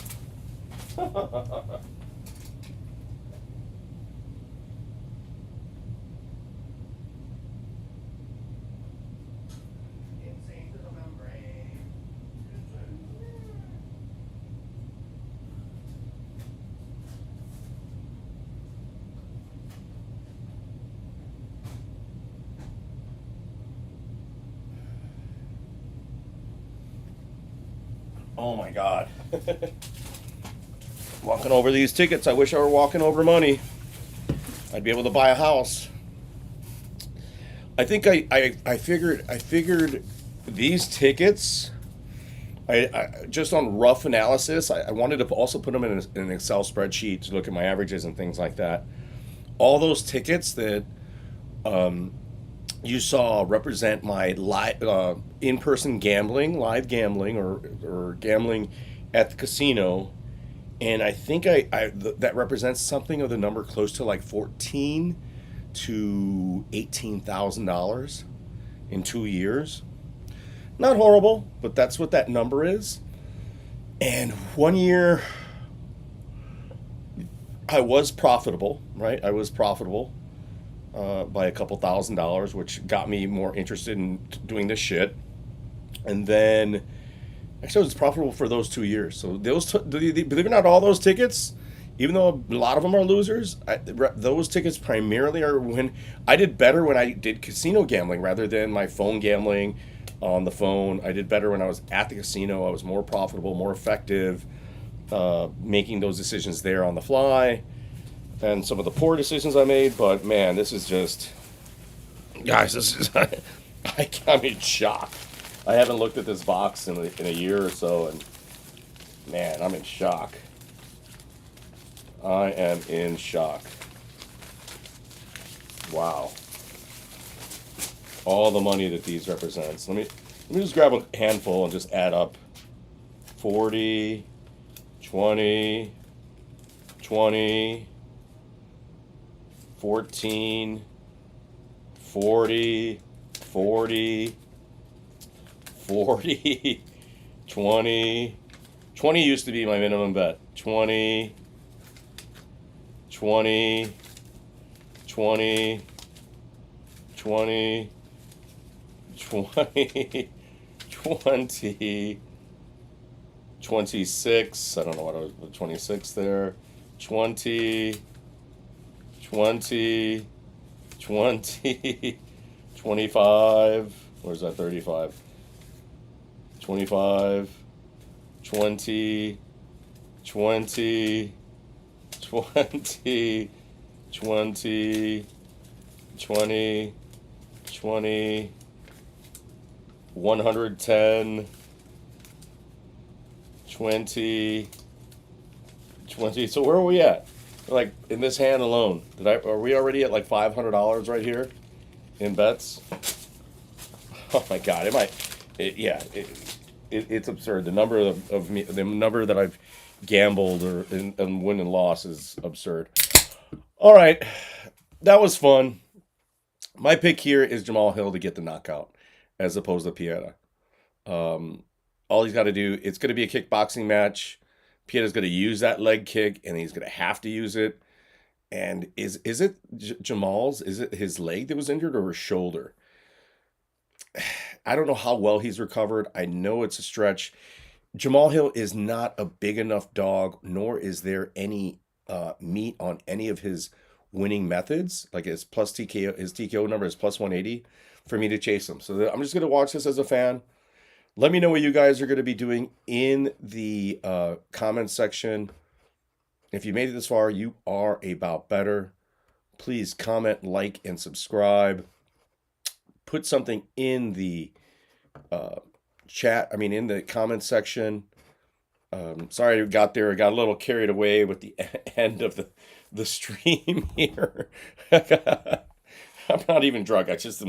I'm more just humbled of when I see all the money that's at my feet that I've either won or lost or just even wagered. And I'm nowhere near this is like I wagered more about. And that's why I do not harp on anyone that's in that realm of making even $10 bets. If each of these tickets just represented $10, I have $100 in my hand right now. I have another 150 right here, right? So I have $250 if these were just $10 tickets. If you're making $10 bets, you're still making significant money bets. Like let's look at here. 20, 20, 20, 20, 20, 20, 20. So that's already $200, right? 200 already. 20, 20, 20, 20, 20. That's $300, guys. 300 already. Another 20. 320. 340. 360. 380. This one's 20. 400. 110. $510. 530. 550. 570. And we're still not done. Just in that handful that I pulled up. Literally like $1,000 in bets. Oh my God, what am I doing? I think I need to quit. I think I need to quit this channel because I could use that money to buy a Rolex. I could use that money to. Oh God, I came to epiphany here looking at my box. I'm not very good at gambling. That's not true. I'm still doing it, guys. We're still here. Like I said, I'm down $370 for this year.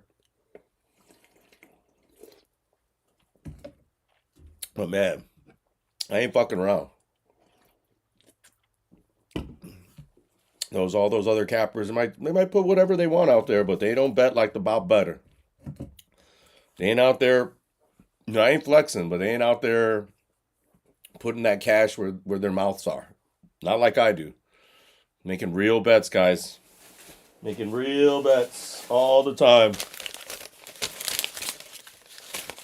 All the time, guys.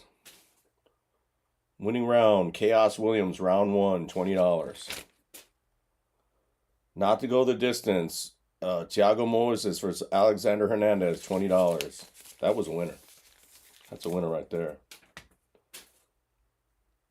Nika Krylov versus Alexev Magomed, under 1.5. I think that was a fucking loser. Winning method, Jordan Lovett by submission. That's going to be a winner, $20 against Claudio Puez. That was a winner. In fact, I bet more than that. There's some other ones of those there. I think I put a full unit on there. That one's more than that. I kept betting that one. Did he get the knockout that one? Did I lose that? Well, we've covered UFC 300 as I mentioned, guys. A bet to about to bet. I'm not going to bet too much, but I think it's definitely about the watch. And I'm seeing the background here, guys. Let me. I think this looks better with the lights rather than the darkness. What do you guys think? What do you guys think? Let me expand me. And then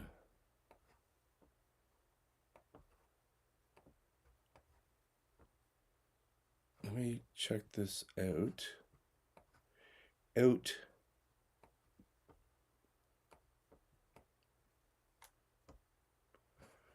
Yeah.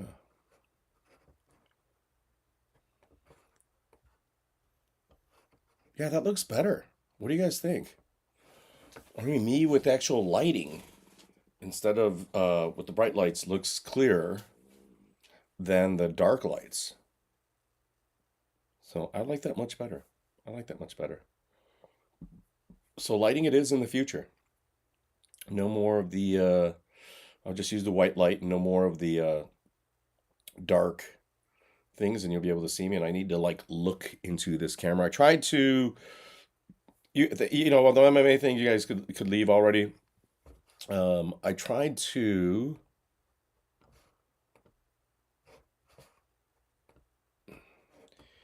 um I tried to use my whatchamacallit,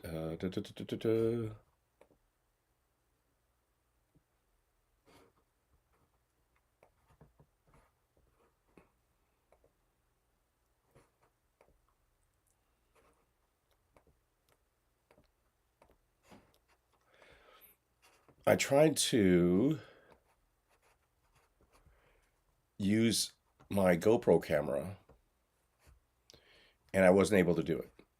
So that's something that this guy wanted to come and do some graphic stuff. I'm not worried about the graphic stuff. I would have loved to have gotten some help on more on the technical side, on using OBS better, and I think maybe I should just use the other software instead of OBS. Although I think I could master this or get better at this, just like I did something just now that you guys watched me learn how to do. I made a copy instantaneously of an image here rather than somewhere else, brought it in, boom, and so I'm between these two things with about better symbols, coolness. I think it's going to be cigar time. Let me know in the comment section what cigars you guys might want to hear a review on. You guys probably don't know the cigars. But yeah, I'm over the 2 hour mark. Who cares? Nobody watches this shit anyways.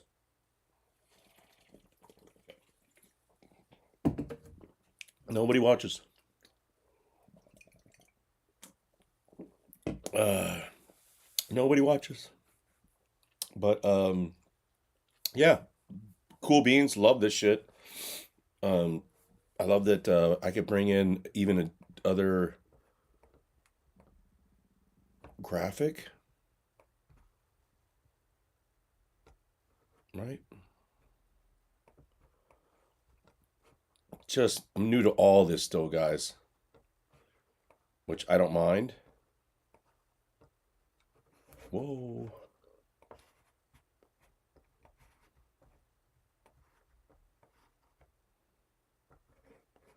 I don't like that. I don't like that. Well, guys, if you made it this far, you are about better. Thank you so much for anybody that's been here.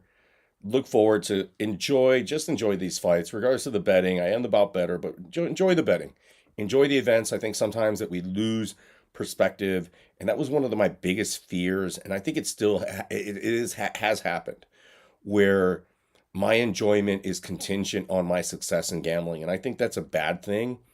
In or the worst result of MMA gambling is that you lose appreciation of the art, and you don't see the fights for being as great fights the way you want to, right? Like I have to respect Norma Dumont's game, for example, against Jermaine Durandame last week, because he executed the game well, and I lose sight of the art of what is martial art because of the money. And obviously, I have. Like if you look at the tickets below me, and you see all that, it it it is tainted my appreciation and my enjoyment and what how I value what it is that I'm watching. And I get jaded. You get jaded, and you start to behave a certain way about fights and fighters, and you only care about the money.